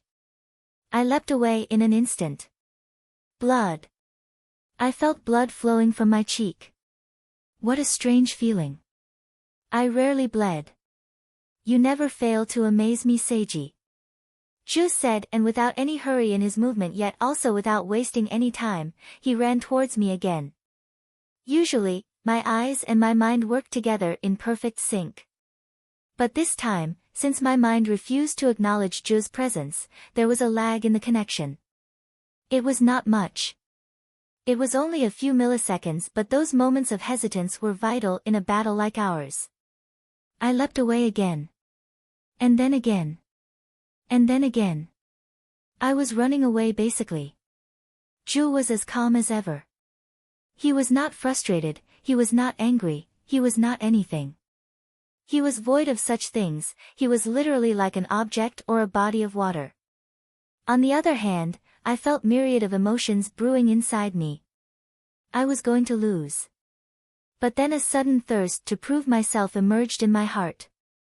When Ju was at his calmest, I found myself burning with passion and will. I suppose this was the flame-breathing side of me acting up. As Rengoku would put it, my heart was set ablaze. An idea struck me. I planted my feet on the ground and lowered my center of gravity. I was done running away. My eyes observed Ju's serene self once more. He was running towards me like a perfect flowing water. I tried my best to predict his movement as far as I could. I based my prediction on his earlier attacks and on the language of his body. Then after the prediction was done, I closed my eyes. My greatest gift was gone. I found myself in a world of darkness and silence. In that darkness, the clash between my eyes and my mind was gone. In that darkness, I moved my body based on the prediction I've made. I attacked the future. Water breathing, first form. I whispered. Water surface slash. This was it. Adapt. I swing my sword. I could not see but I attacked based on my prediction. Then I felt my sword cut through flesh and I knew I had succeeded. I opened my eyes and red blood filled my vision. Seeing everything returned to normal. Eyes wide in shock, I looked at Ju who also seemed just as surprised as me. But his expression quickly changed as he smiled softly. Then he fell on his back. Did I just kill him? Ju! I yelled and immediately crouched down near him. I tore open his clothes to look at the cut I made on his chest. Luckily, it was not a deep cut. The slash did not even fully cut through the skin. I released a huge sigh. I acted on my prediction so it was a little off. I cut him a little deeper than I planned but he was still safe. I'm so sorry. I got carried away. I apologized immediately. It's okay. I let my guard down thinking you wouldn't be able to fight back. Ju said. I guess you won, he said and released a satisfied sigh. He looked like a boulder had been lifted off his shoulder. Who the fuck cares, you are bleeding, I said and picked him up from the ground so that I could carry him back to the village. We are never doing that again. Never. Seiji's POV, we went back to the house again.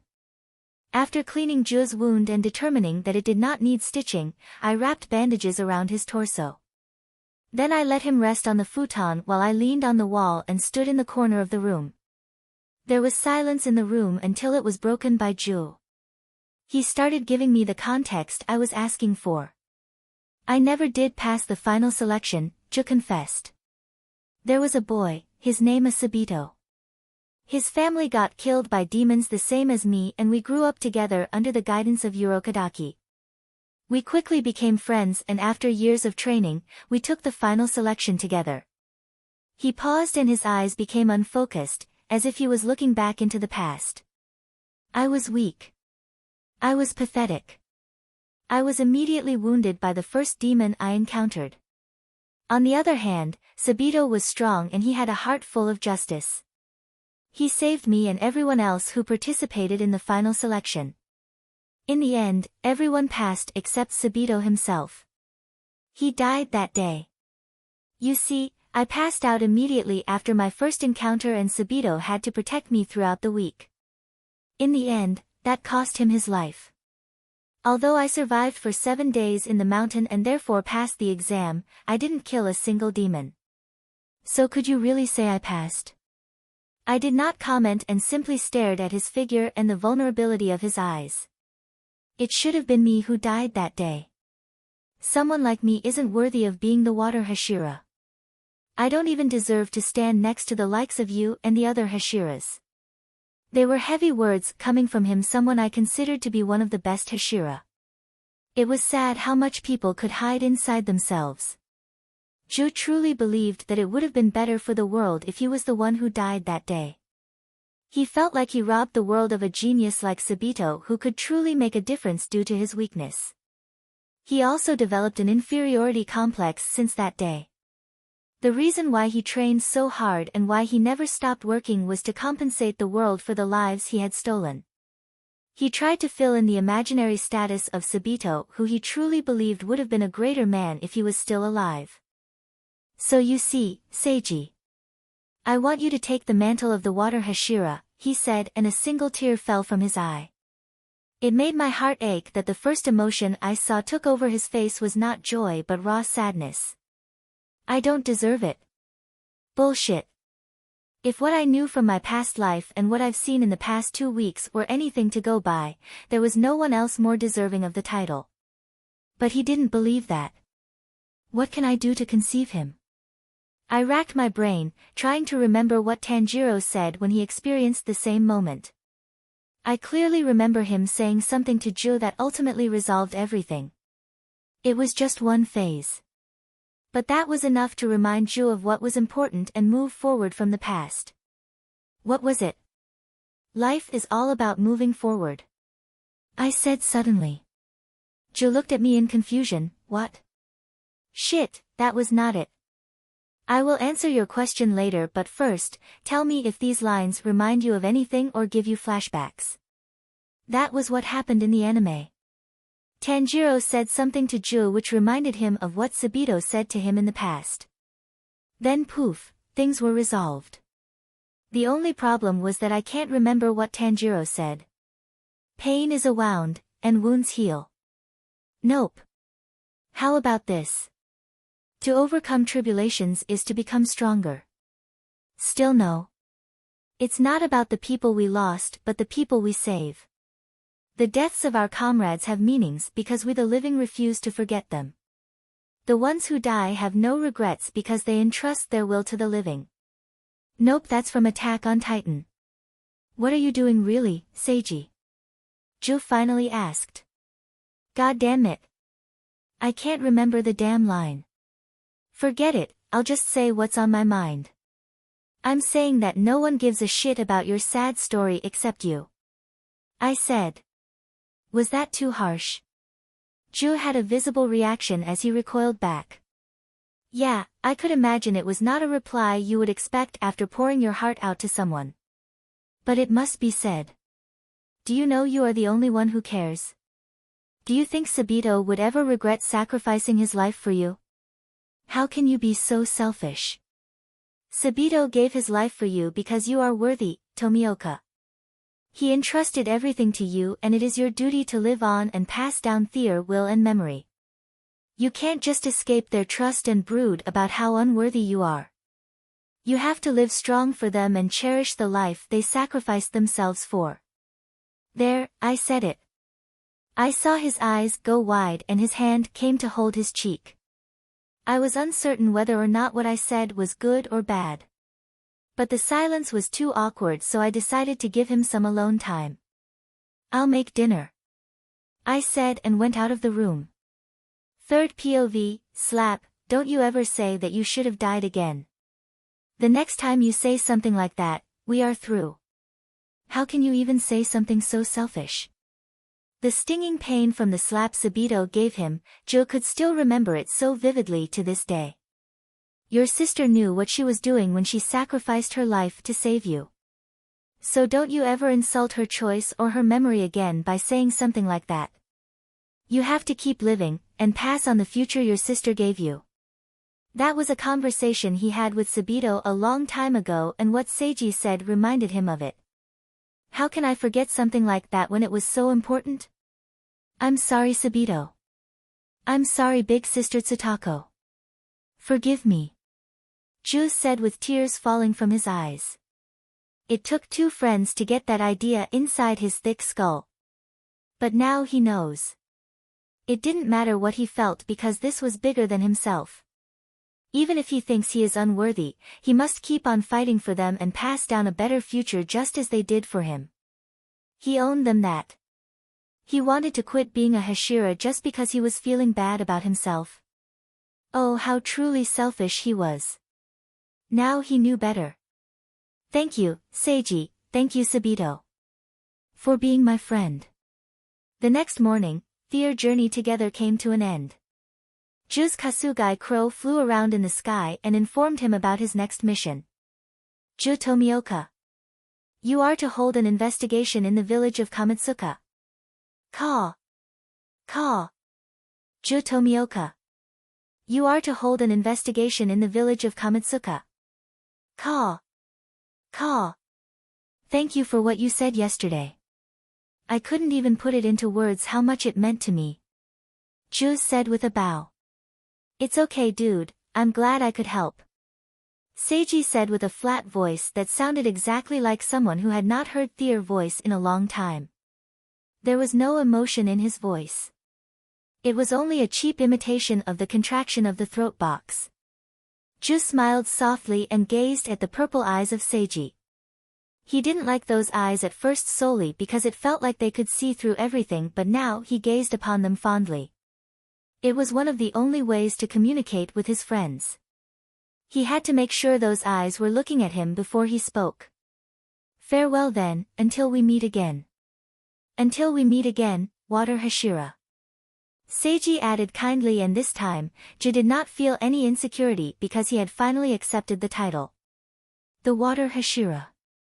That's me, he thought to himself. And then they separated. They were comrades fighting for the same cause, but their respective journeys led them to different paths.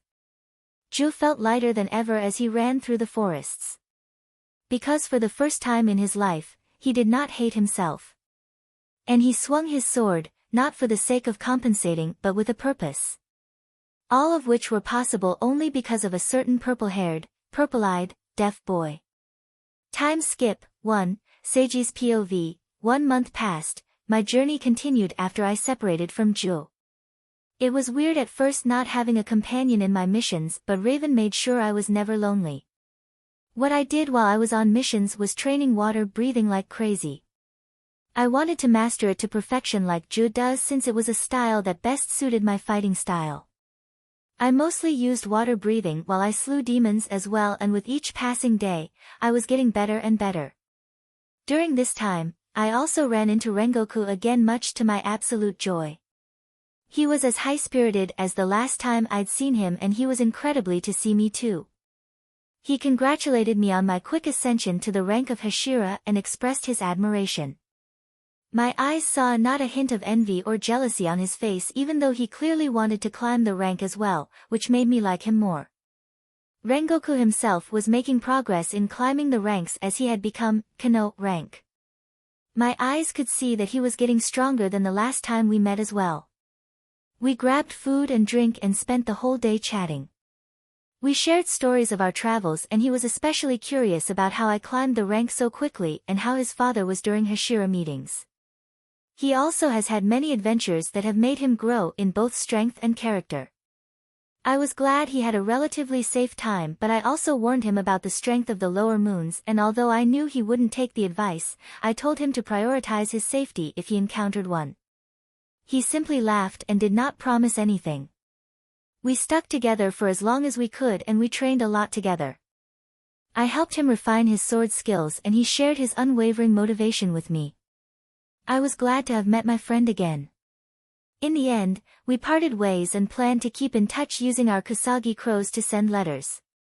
Other than meeting Rengoku, nothing significant happened during the month. 2 months later, a Hashira meeting was called and every pillar gathered in the headquarters. No one was late or absent.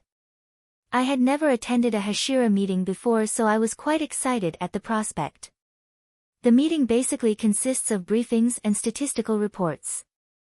Each Hashira shared their experience in their missions and every significant encounter they have had. Some of them were: 1. Shinjuro encountered a lower moon, but it managed to escape before he could slay it. 2. Kane reported about a demon that had a rather troublesome blood demon art, spreading diseases. She brought up the importance of medicine and vaccines in the Demon Slayer Corp and asked Ubuyashiki to give her resources to improve the medical teams of the Flower Mansion. 3. Gyomii brought up an issue of the increasing groups of demons. With the emergence of 4 Hashiras, Kane, Ju, Sanemi, and me, the demons were being hunted more than ever, and they resorted to living more in groups compared to the past years. He said this could be dangerous for the lower-rank demon slayers, so he proposed the idea of more group missions instead of individual missions for their safety. Other than these 3, the rest of the Hashiras did not have important things to share. Then we went over the statistics. There were a total of 21 deaths in the Demon Slayer Corps, which was a massive loss for just 3 months. There had been an increase in the death rates, and the cause could be directly traced back to what Gyomii had said. There was also a report on all of the demons slayed by the Hashiras and the amount of missions completed.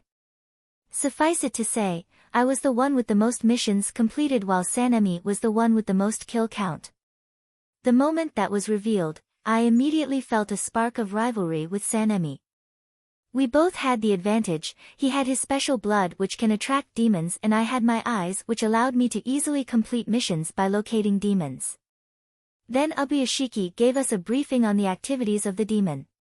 He showed us a map with all of the demon sightings, and we traced their movement. It was there that each of the Hashira was assigned territories which we needed to keep an eye on. Plus, any lower-rank demon slayers who need assistance in that area will call upon us for help. I was assigned the eastern regions as they had the most villages. Many other minor things were also discussed in the meeting, and the whole thing took nearly a day. 1 month later, I returned to the Flower Mansion for this month's break.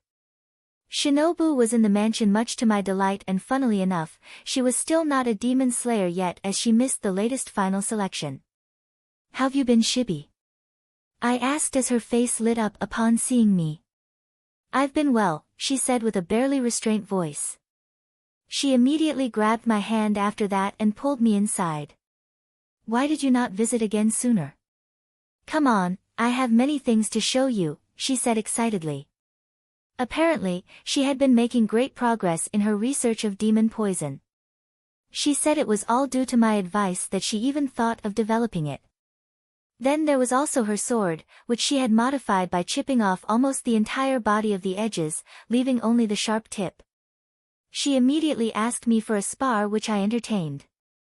She asked me my opinion on her newly created fighting style, which heavily relied on stabbing, and she shared her vision with me.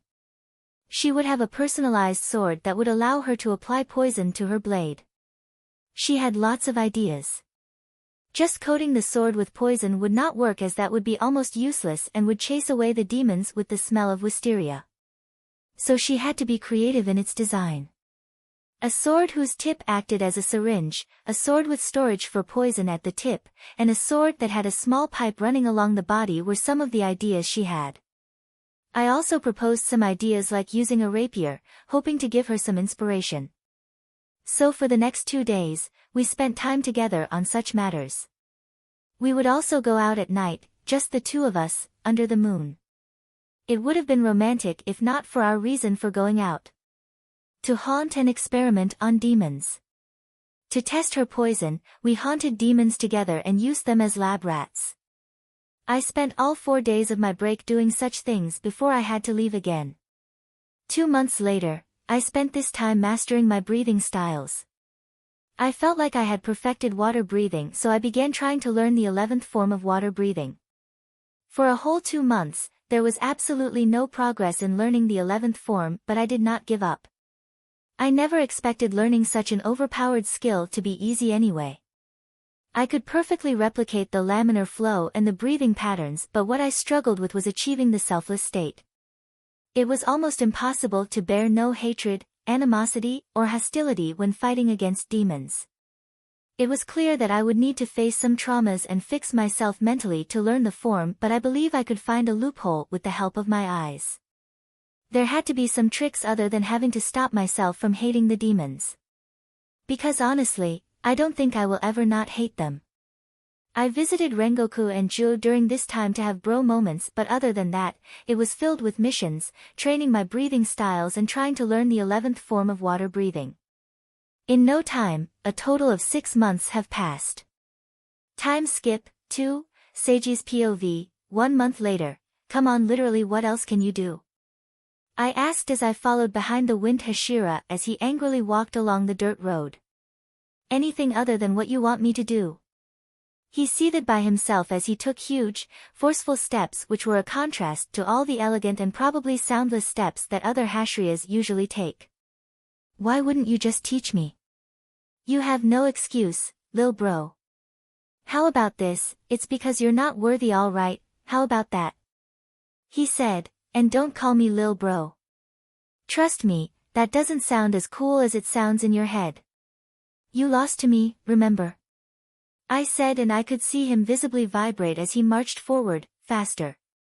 Speaking of which, don't you remember the bet we made before our fight? The loser does whatever the winner says. I said, and he paused. Then turned towards me, don't fucking try to gaslight me, you little twerp. I sighed and whispered to myself, if you're already this dumb, why aren't you just dumb all the way? I fucking heard that. Araga hitteth. He stomped his feet 3 times before turning back and walking towards our destination again with quick steps. He couldn't do anything. Because right now, under the order of Lord Ubuyashiki, we were companions on the same mission.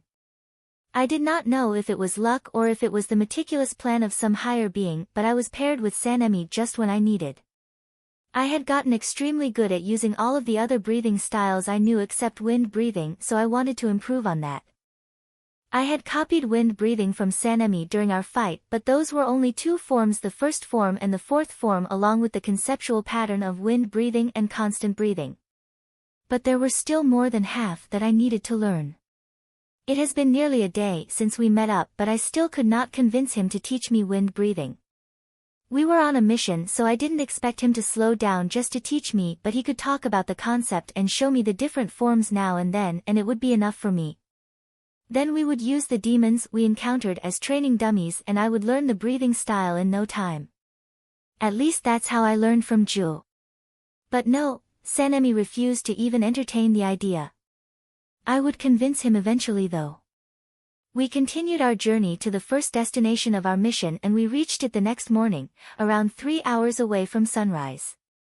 Our destination this whole time was the location of groups of demons found by one of the lower ranks.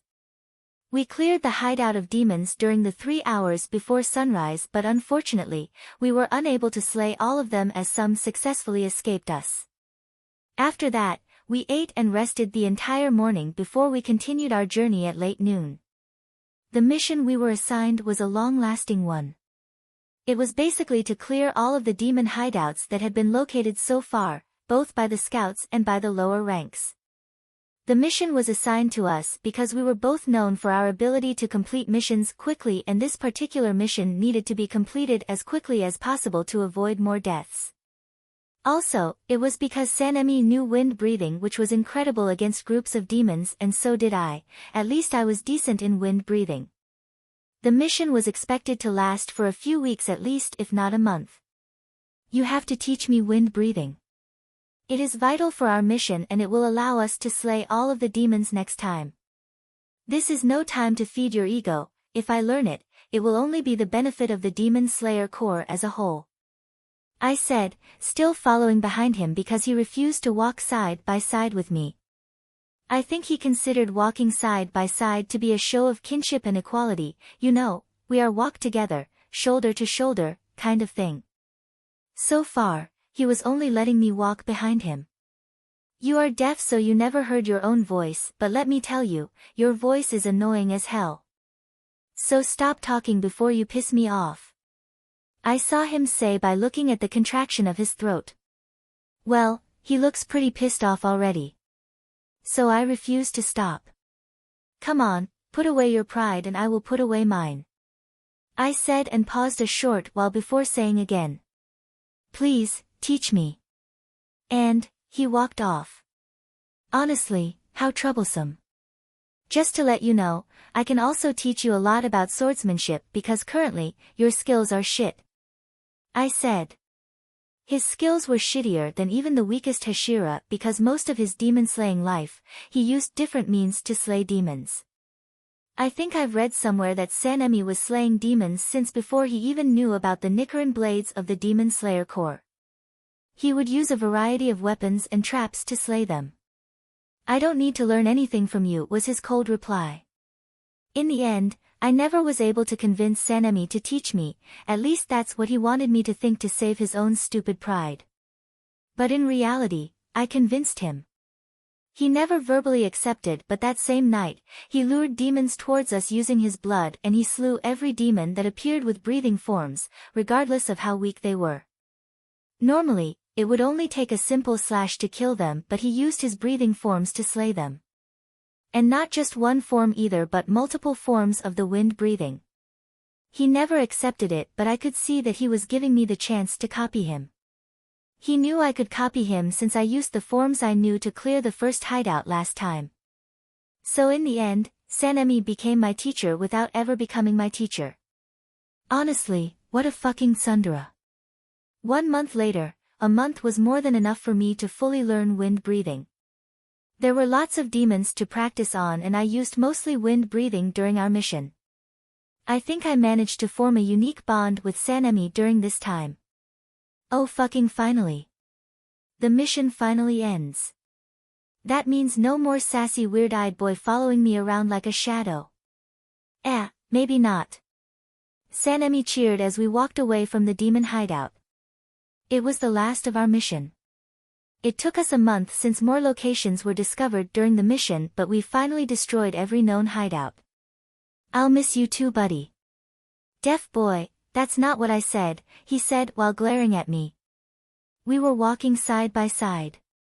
You may already notice, but he was a lot tamer than a month ago. Our relationship grew in a weird way I never expected. I didn't know if we could be called friends or not, but I think he loves me now.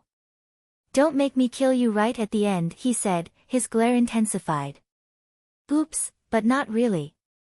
I meant to say that out loud. Well, maybe he was yet to fall in love with me, but at least he was tolerating me now. I think that's the most you could get from a tsundere like Sanemi. Let's go get some spicy ramen to celebrate. I said, knowing full well Sanemi could not do spice at all.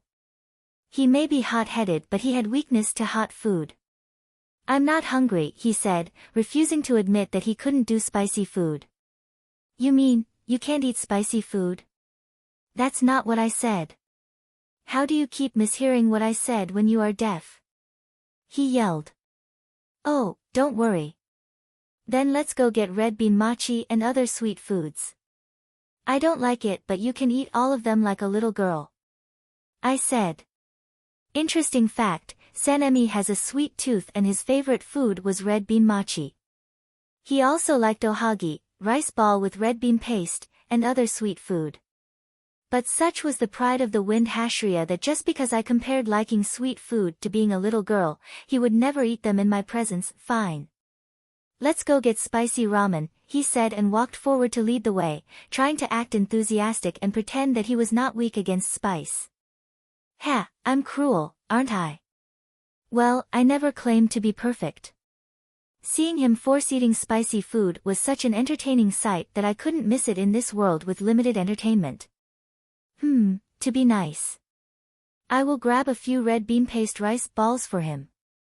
In a blink of an eye, 2 months passed, time skip, 3, author, double chapter.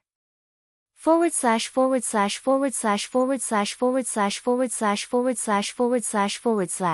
Sage's POV, 1 month later, I went to the flower mansion to take a break and to have a medical checkup.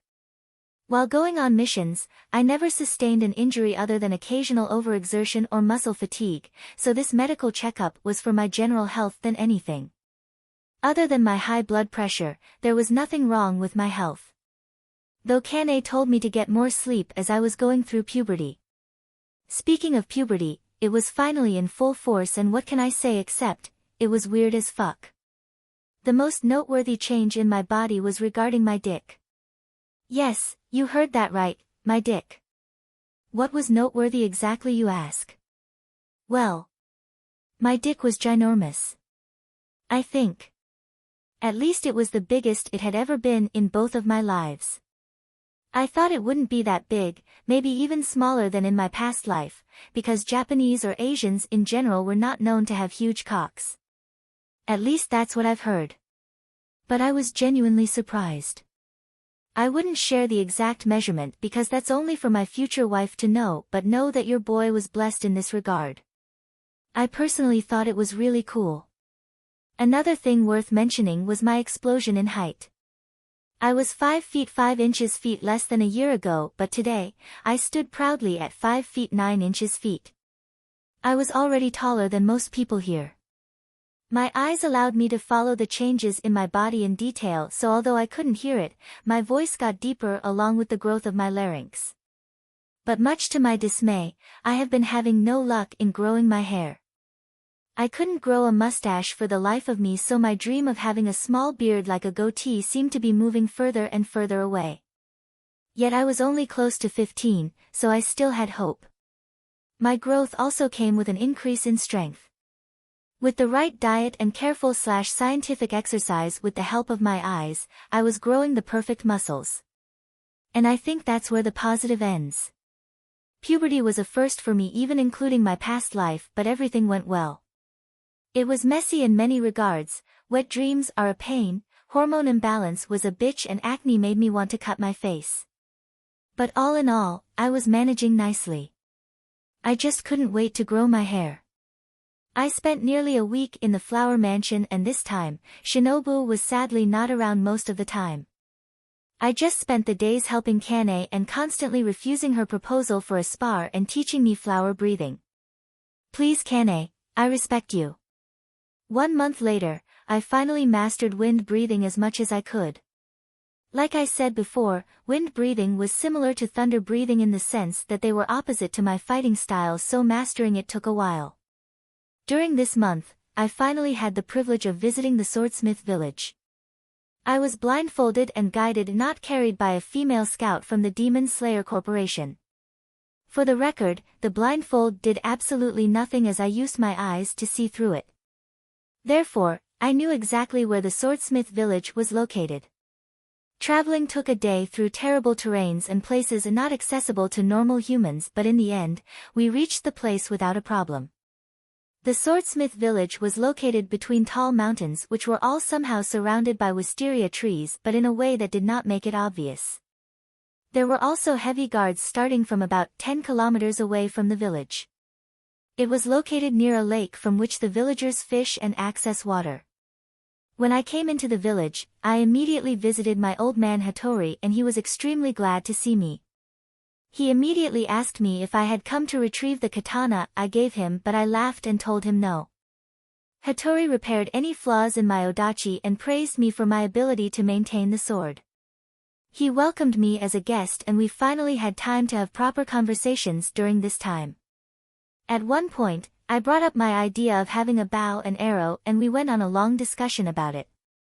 How would a bow and arrow help me? At first, it might seem like a completely ridiculous proposal since demons required beheading to kill them fully. But with the poison Shinobu was developing, it would be more than possible to kill a demon with an arrow. But still, the cons might outweigh the pros. The only thing I knew was I definitely could kill weaker demons from kilometers away without having to run to them one after another. It can also be helpful when dealing with demons who have the ability to escape by teleporting a certain distance, like Gyoko Upper Moon 5. Also, there were times when I failed to reach demons before they killed civilians. In those times, I wish I could have some form of projectile attack. I spent a total of 3 days in the swordsmith village. I used the time to rest and enjoy the hot springs. I also picked up some smithing skills with my absolutely broken eyes. My eyes were helpful in making swords as well and I could see the best metals and also find out parts that contain impurities and adjust wrong alignments. All in all, my visit to the swordsmith village was productive and the time was well spent. 2 months later, a Hashira meeting was called again and everyone else attended like usual except for Shinjuro. The reasons for his absence were unknown but the other Hashiras were clearly upset. But the meeting commenced like usual. It started with a statistical report where it was said that we lost a total of only 12 members of the Demon Slayer Corps. Ubuyashiki thanked us and said it was all of our hard work that his children were safe. I and the others could not help but feel a sense of pride. We had much to improve upon but it was great knowing that we were making progress. They also released the performance of the Hashiras again with me being the one with the most completed missions and Gyomii having the most kill counts this time. Suffice it to say, Sanemi was pissed that he was not on top. There was also a sharing among the Hashiras again about their encounters as they reported things that they thought were important. I usually remain silent during this time because I still lacked the insight they had. Killing demons and completing missions were what I was good at. Strategic thinking and proposing ideas to improve the organization as a whole were things I was really not good at. You can't be good at everything, I guess. One interesting thing discussed during the meeting was the end of the demon tribes. Yeah, the year when demons got together into different groups as a new survival strategy to counter the emergence of multiple Hashiras was called the Year of Demonic Tribes. And it has finally come to an end. The demons realized that working together was not helping them, instead, it allowed us to slay them easier as they gathered in one place. So they stopped. The sighting of demons in groups plummeted and we decided to allow more individual missions to the lower ranks again. Also, another lower moon had fallen at the might of Gyomii, the stone Hashira. Ubuyashiki expressed his gratitude to the strongest demon slayer. With all of those and some more, the meeting came to an end. 4 months have passed. Time skip, 4, Seiji's POV, 2 months passed. I have deemed it to be impossible for me to learn the 11th form of water breathing. I did everything correctly, I followed the right breathing pattern, and I could perfectly imitate Ju's movement. But what I could not copy was his selfless state. I did not know how he did it, but it was impossible for me to completely erase my fighting spirit. There had to be at least something in you while fighting, it could be hate, it could be excitement, hostility, fear, or any other emotions. It was impossible to not feel anything, at least that's what I think. If you did not feel anything, what was even the point of fighting altogether? What makes you move against the enemy? How could you harm something without at least feeling anything? It was psychopathic behavior. Eventually, I came to the conclusion that Ju was able to fight even after erasing all his fighting spirit due to his immense sense of duty. It was a sense of duty that came from his traumas. It made him move and get the job done even when he was not feeling anything, like a robot that was programmed to complete a task no matter what. Dead calm. That was the name of the form. I guess I had to accept that I was not the only one who was incredibly special. Ju had something in him that I could not replicate even with my eyes and all my genius. Hopefully, though, I will be able to achieve the selfless state normally if I ever awaken my Demon Slayer mark. Just for the record, I had absolutely no intention of ever awakening my Demon Slayer mark. The reason was pretty obvious: I didn't want to die at the young age of 25. So that meant I had to be significantly stronger than the rest. I would have no unreasonable power-up in the middle of the fight, so I always had to be superior to my enemies. The training continued. My swordsmanship was impeccable, but there were always new ways to improve. I changed my training style a bit and focused on one breathing style for a week, and then I focused on another in the second week, and so on. Demons were never ending. You truly realized that when you were slaughtering them every single day. It really did not matter how much we kill, they would always multiply. To stop this war, we need to kill the demons from the root, which was Musen Kibutsuji. Then again, that seemed even more impossible. So I trained and trained and trained and trained. I got stronger and stronger and stronger. My techniques got more and more refined, and my skills increased day by day. My experience stacked up to build me up as a warrior. Each error and mistake shaped me to become a killing machine as pain molded me into the bane of demons. Not only that, I was also naturally growing stronger as I aged. I was certain that I was easily the second strongest Hashira by now, only below Gyomii because he was just built differently. As I grew taller, I stopped strapping my sword on my back. Instead, I constantly carried my sword in one hand. This helped me draw my blade faster and also provided me with a non-lethal weapon as I used my sheathed sword as a blunt weapon. I gained the habit after I had to carry supplies on my back. Then I realized it was much better when I was constantly carrying my sword, sheathed or not, instead of strapping them on my back. So most of the time, you would see me carrying a long-ass sword in one hand, sometimes using it as a cane as I hunt down demons. 1 month passed. I took it easy during this month. I spent the time traveling across Japan, constantly keeping an eye out for that one home in the forest where Tanjiro lived, but still, no success. I visited Rengoku in his home again and I spent some time there. We trained together and I also learned that Shinjuro's depression was getting worse. He was officially a bum, a shameful shell of his former glory. All he cared about these days were complaining and drinking wine, just like how he was portrayed in the anime. He barely completed missions and refused to attend Hashira meetings. It was honestly a sad sight to see. I was considering asking him for a spar or at least asking for teachings to improve my flame breathing, but as he was now, it was not possible. He refused to even teach his own son, telling him that he would never be as good as people like me no matter how hard Rengoku trained. I stayed with Rengoku for a few days. We trained together and cooked giant meals which we enjoyed after each training session. I also got to meet his cute little brother who thought I was literally the coolest guy ever. Ha ha ha, it was nice to have a young admirer. They were so innocent. It made me want to be better to not disappoint them. After leaving, I visited Jewel and then Sanemi. I ended up helping them in theater missions as well and asking both of them to spar with me. Of course, we only used their respective breathing styles while sparring and in the end, I won both sparring sessions. Rather easily. I spent 1 whole month doing such things.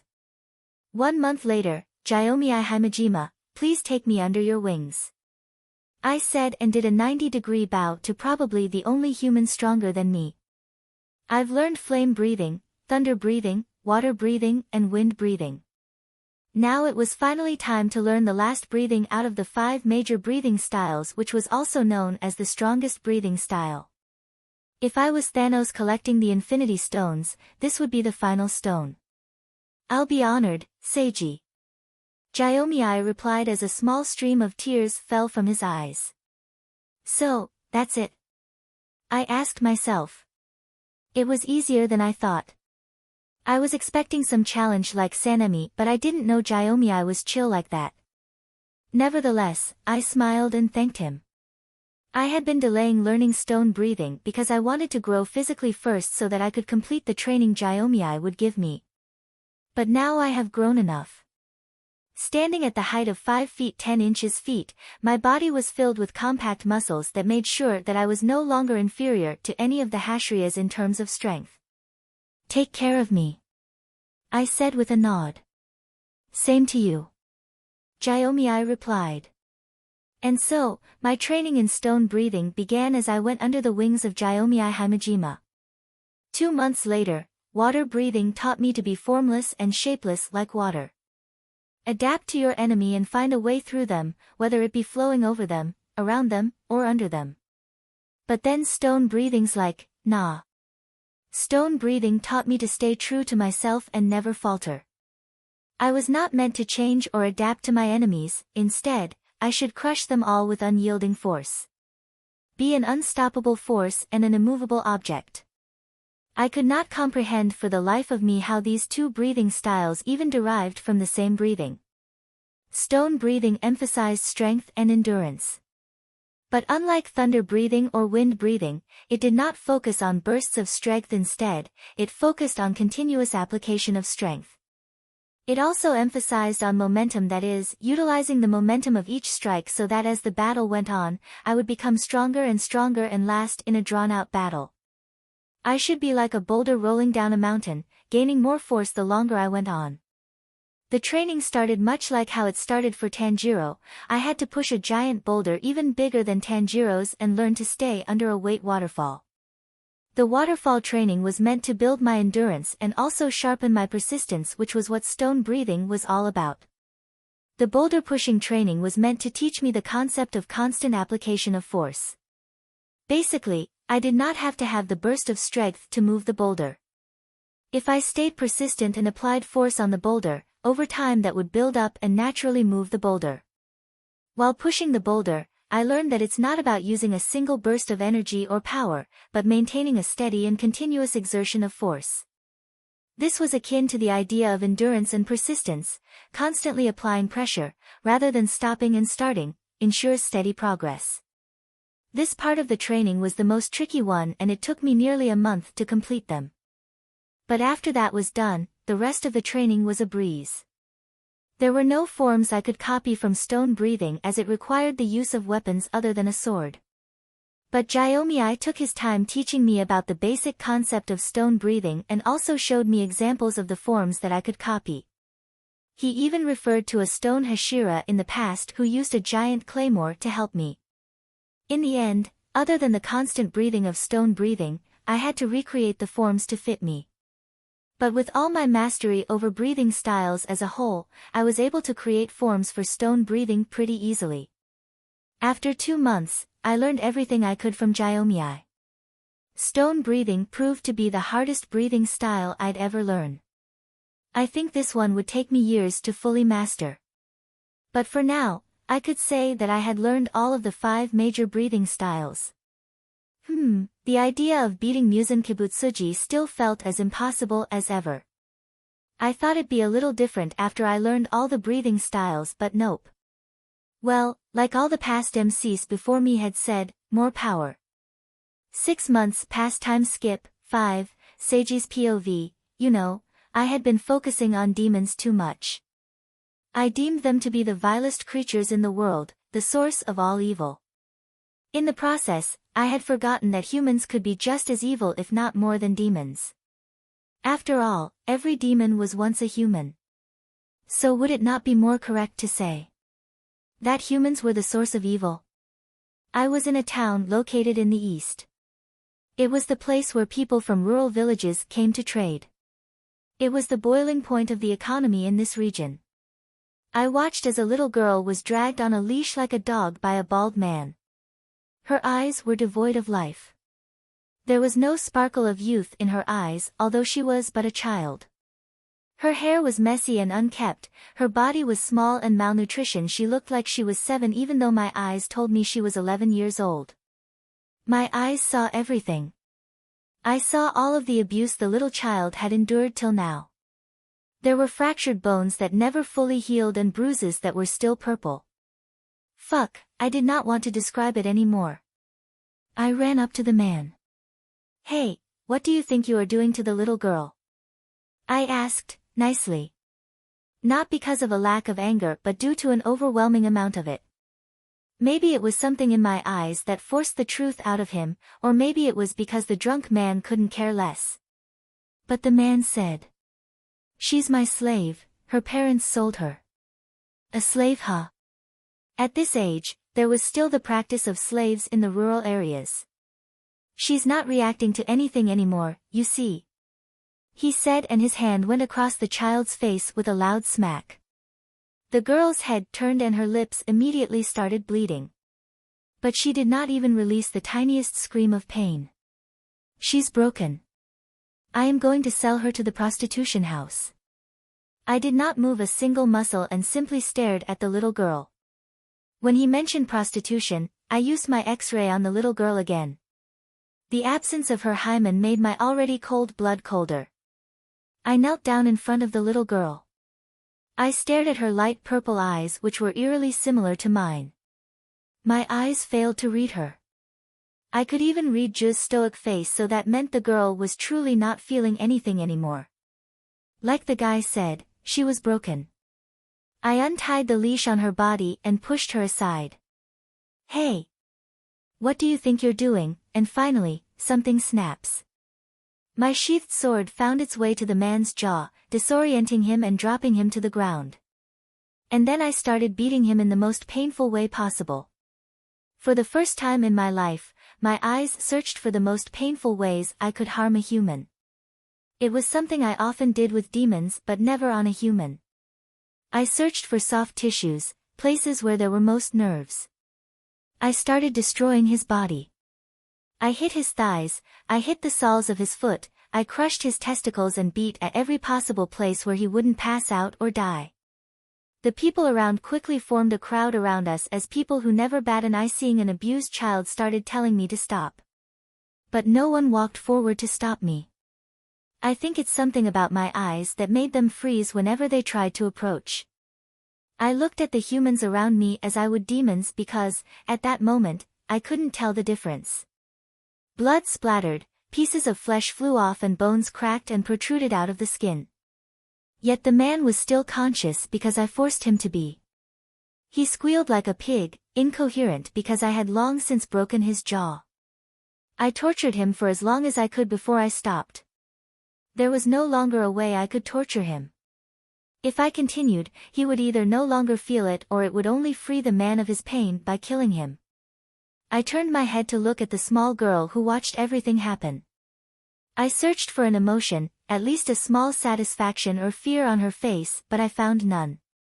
She was simply void. Then I looked around me. By now there were many people crowing around me, whispering to themselves. Were these really the people we were protecting against the demon? I don't want to protect them. When I promised to take the title of Hashira and promised to protect the weak from demons, I did not mean to protect these people. I finally rested my eyes on the man groveling on the ground again and I drew my blade. I sheathed my blade again. I took money from my pocket and threw most of it at his disfigured form. "Get well soon," I said. "Because I'm going to come again." Death was too good for him. I grabbed the child by her hand and dragged her away from the town. 2 months later, for the next few days after I found her, I took care of the child. I dropped every mission I had and only focused on her. I cleaned her body, I tended to her wounds from the medical knowledge I'd learned from Shinobu, and I fed her with all the foods she could eat. But even after days passed, the girl still remained broken. She was like a soulless flesh in the form of a girl. It would take time for her to heal from all that she'd been through. She also never did things without a command. She was molded to act like a slave. Even if she was starving, she wouldn't eat until I said so. The same goes for sleeping, talking, going to the toilet, etc. Unless I told her to, she wouldn't do anything. She couldn't decide anything for herself. I also learned many things about the girl in the past few days. Like, for example, her name was Kaneo and her parents sold her when she was only 4 years old. I made her retell everything that had happened to her so far. Luckily, she was not raped or sexually sold like I initially thought. Her hymen probably broke during many of the beatings she had to endure. After caring for her for a few weeks and helping her in any way I could, I brought her to the flower mansion, the place she rightfully belonged. If you didn't know, she was Kaneo, the student under Shinobu which we saw in the anime of Demon Slayer. She was also the love interest of the main character Tanjiro.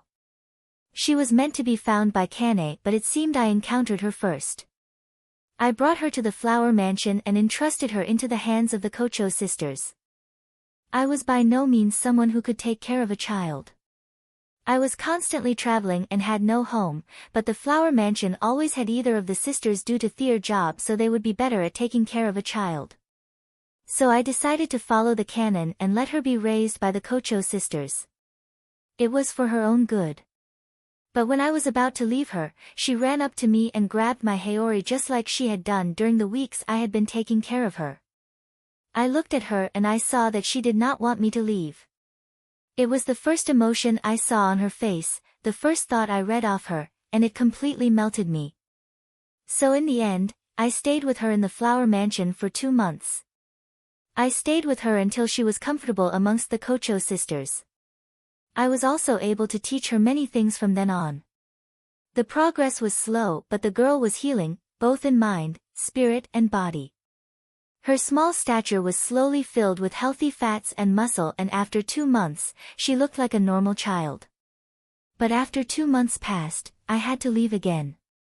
But this time, she had gotten along with the sisters and she felt safe with them.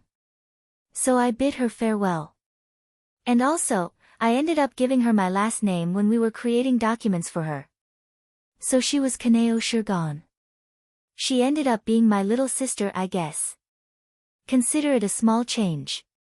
In the canon, Kane gave her the name Kaneo Kocho as the girl had no name. 4 months later, the next 4 months were filled with constant training as I increased my mastery over every single breathing style. Not only that, but I also started creating new forms of breathing by mixing the breathing styles. Although some breathing styles could not be mixed due to their polar opposite nature, I was successful in most of them. Technically, I was creating a new breathing style by combining them, but I did not count it as such. I would develop my own breathing style later on. I spent the months training, visiting the flower mansion and doing missions. A Hashira meeting was also called again, and other than the fact that I was assigned a new territory, nothing significant happened. In the blink of an eye, time passed. And it had been a total of 2 years since I became a Hashira. Today, I turned 16 years old. At 16, I stood at 6 feet tall with a new air of maturity. 2 years was a long time and I had grown in both body and character. Also, after developing new breathing forms which were a mix of 2 breathing styles, I was now the strongest among the Hashiras. It was not official yet, but if my eyes were to be truthful, I was indeed the strongest. I think I grew well during these past 2 years. 16th birthday, 3rd POV, the flower mansion. I spy with my little eyes, something dirty and in the air. Seiji said to the little girl sitting between his legs. A small smile tugged on his face as the little girl turned her head in search of what Seiji just described. It did not take long for the girl's moving head to stop in one direction, and she pointed at something flying in the air. It was a fly in the distance. That is correct, Seiji said, and rewarded the little girl by patting her head. Kaneo melted in his touch and praise, her eyes sparkled with joy even though she did not know how to smile. They were sitting on the veranda of the flower mansion while gazing at the garden outside. The place had quickly become their favorite place to hang out. Now, next one. Seiji hummed and then looked around at the garden. Oh, you need to do this one quickly. I spy with my little eye, something with 6 legs. Kaneo's purple eyes glazed over in focus before she quickly spotted something that fit the description. She pointed towards it again. It was the ant on a falling leaf. Correct again. Amazing, you have such good eyes, Kaneo, he praised her, and she bit her tongue in joy. She wanted to smile, but years of being hit for smiling made her body incapable. Kane Kocho watched all of this from a distance. She did not even realize that she had been watching for nearly an hour now. At first, it was the insane display of superior eyesight that attracted her attention. But it was the wholesome moment of bonding between Seiji and Kaneo that made her stay. They were so cute together. It had been 6 months since Seiji had come to their doorstep and asked if they could take care of the little girl, explaining to them how he met her and how she needed help. He said he was not qualified to take care of her and that they would be better for the job of raising her. But if what she was seeing was anything to go by, she'd say he was the perfect fit for the role. They looked like father and daughter, especially with Thea's similar eye color and Thea's incredible eyesight. He'd make a great father. Kane thought to herself with a fond smile. Seiji Shirgan, he was just a child when she first met him. But in only 2 years, the boy had become a handsome young man, grown and reliable. Was it so common for boys to change this much after going through puberty? He was only a few months older than her younger sister, but he was already someone she could depend on. She frequently asked for his help whenever she was facing troubles in her mission. Not only her but the other Hashriyas as well. Seiji was the Hashriya with the quickest mission succession rate. For some reason, he preferred roaming around Japan instead of staying in his territory, so he was the main ally the other Hashiras would call using Thea's Kusagi crows if they ever needed an extra hand in Thea's mission. In just a few years that he had been in the Demon Slayer Corp, he had become the single most important factor in the organization. Even more so than Gyomii, since it was not often that they needed such firepower. It was his incredible efficiency that set him apart. There was the water Hashira, the wind Hashira, the stone Hashira, the flame Hashira, etc. But since Seiji had no singular breathing style, he was often simply referred to as Hashira no Hashira, or, the pillar of pillars. Sis, you are staring again. A voice suddenly snapped Kane out of her musing. She closed her eyes and her lips tugged a teasing smile before she turned back to look at Shinobu. Was I didn't realize. Seeing them both together is just too sweet, she said. That's the same excuse you used last time. You stare at him even when he is alone. Shinobu said. You know, you constantly tease me about how I am in love with Seiji, but aren't you actually the one who's in love with him? Shinobu said, quirking a grin. You fufu, trying to tease me? That won't work. Kane said and flicked her little sister on the forehead. Why are you here, Shinobu? Is the preparation finished? She asked. Shinbu rubbed her forehead and said, yes. We just need to do the finishing touches and you need to distract him for a bit before leading him to the hall. Won't be hard considering how he is naturally distracted by you. Shinobu pouted and looked at her chest, which was still just a budding flower, before looking at her sister's chest, which had already blossomed. Oh, Seiji had a preference all right. And he made it painfully obvious for everyone since his eyes were his everything. I'll do my best. Kane said, and they both walked towards Seiji. Okay Kaneo, enough playing with Big Brother, it's time to study. Shinobu called out. Kaneo looked up to ask for confirmation, and after Seiji gave a nod, she robotically stood up and ran to Shinobu. There was no whining or protest that you'd often find in a girl her age. Her past made it so that she followed orders naturally. Shinobu grabbed Kanoa by the hand and they both walked away from the veranda, leaving only Seiji and Kane together. She walked towards Seiji and she sat down beside him. She was a little too close, much to his fluster and her amusement. What brings you here, Lady Kane?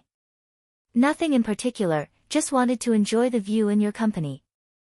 Also, I told you not to call me lady, she said, I feel like it creates an invisible wall between us. We are close enough to drop the formality, are we not? Or was that just on my part? She slightly pushed her small shoulder on his bigger frame. Of course Kane. I feel close to you as well. He said, his face stone cold.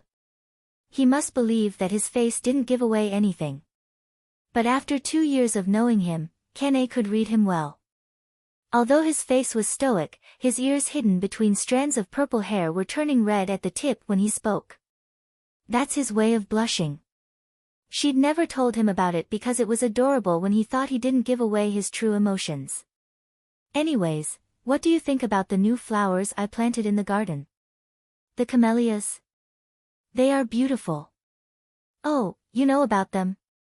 A little. The camellia blooms in early spring and winter. They are said to be a symbol of elegance and love. Seiji said the few things he knew, maybe hoping it would impress the Oni-san. Which he did. Wow, I didn't expect that. Usually, boys are absolutely clueless when it comes to flowers. Well, I am a self-proclaimed admirer of beauty, so I know a lot about beautiful things, which most flowers are. Really? Then do you know about those? Kane asked and pointed towards a flower bed beside the pond. Poini. Peony, she corrected him in her mind.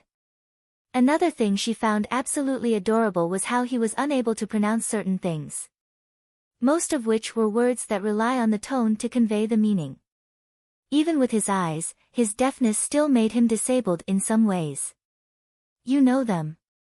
They are very rare and I was lucky enough to get them from this one village during my mission last year. The two of them sat together and chatted about the flowers in the garden for a few minutes. Kane was glad to find someone knowledgeable about flowers. Although Shinobu liked flowers, she was more interested in butterflies. Oh, I nearly forgot. I have something to show you. Kane said, her main objective nearly slipped her mind during the conversation. Seiji stood up first and offered his hand. She stared for a bit before she took it, her smaller hand perfectly fit in his bigger hand. Then with ease, he pulled her entire weight off the floor. She was caught off guard and stumbled forward to his chest. Once a smaller boy, now he stood at 6 feet, easily towering over her. She quickly turned around. Follow me, she said, hiding the red in her cheeks. They both walked together to the hall and they paused when they reached the front door. Seiji tilted his head, wondering why they suddenly stopped. And then the door was slammed open. Happy birthday! The hall was decorated with flowers and balloons. There was a giant cake in the middle and the people inside sang happy birthday in unison. All of the Hashiras had gathered today along with all of the friends Seiji had made so far, including Rengoku. The people working in the mansions were also there along with people Seiji had saved in the past. It was not in Japanese culture to celebrate birthdays. But it was Seiji, affected by his past life culture, who started the trend of celebrating birthdays by wishing and giving gifts to his fellow Hashiras when it was their birthday. And today, everyone decided to celebrate his birthday to return the favor. He just turned 16, which was the age of adulthood in samurai culture. What a beautiful day this is. Jyomi said with tears falling from his white eyes and a big birthday cone on his head. Happy birthday Seiji. Ju said with a smile. Don't misunderstand, Ju forced me was Sanemi's excuse even though he was the one who blew all the balloons used to decorate the hall. Let's set our hearts ablaze in celebration. Rengoku said, standing beside his father who came because he was promised free wine.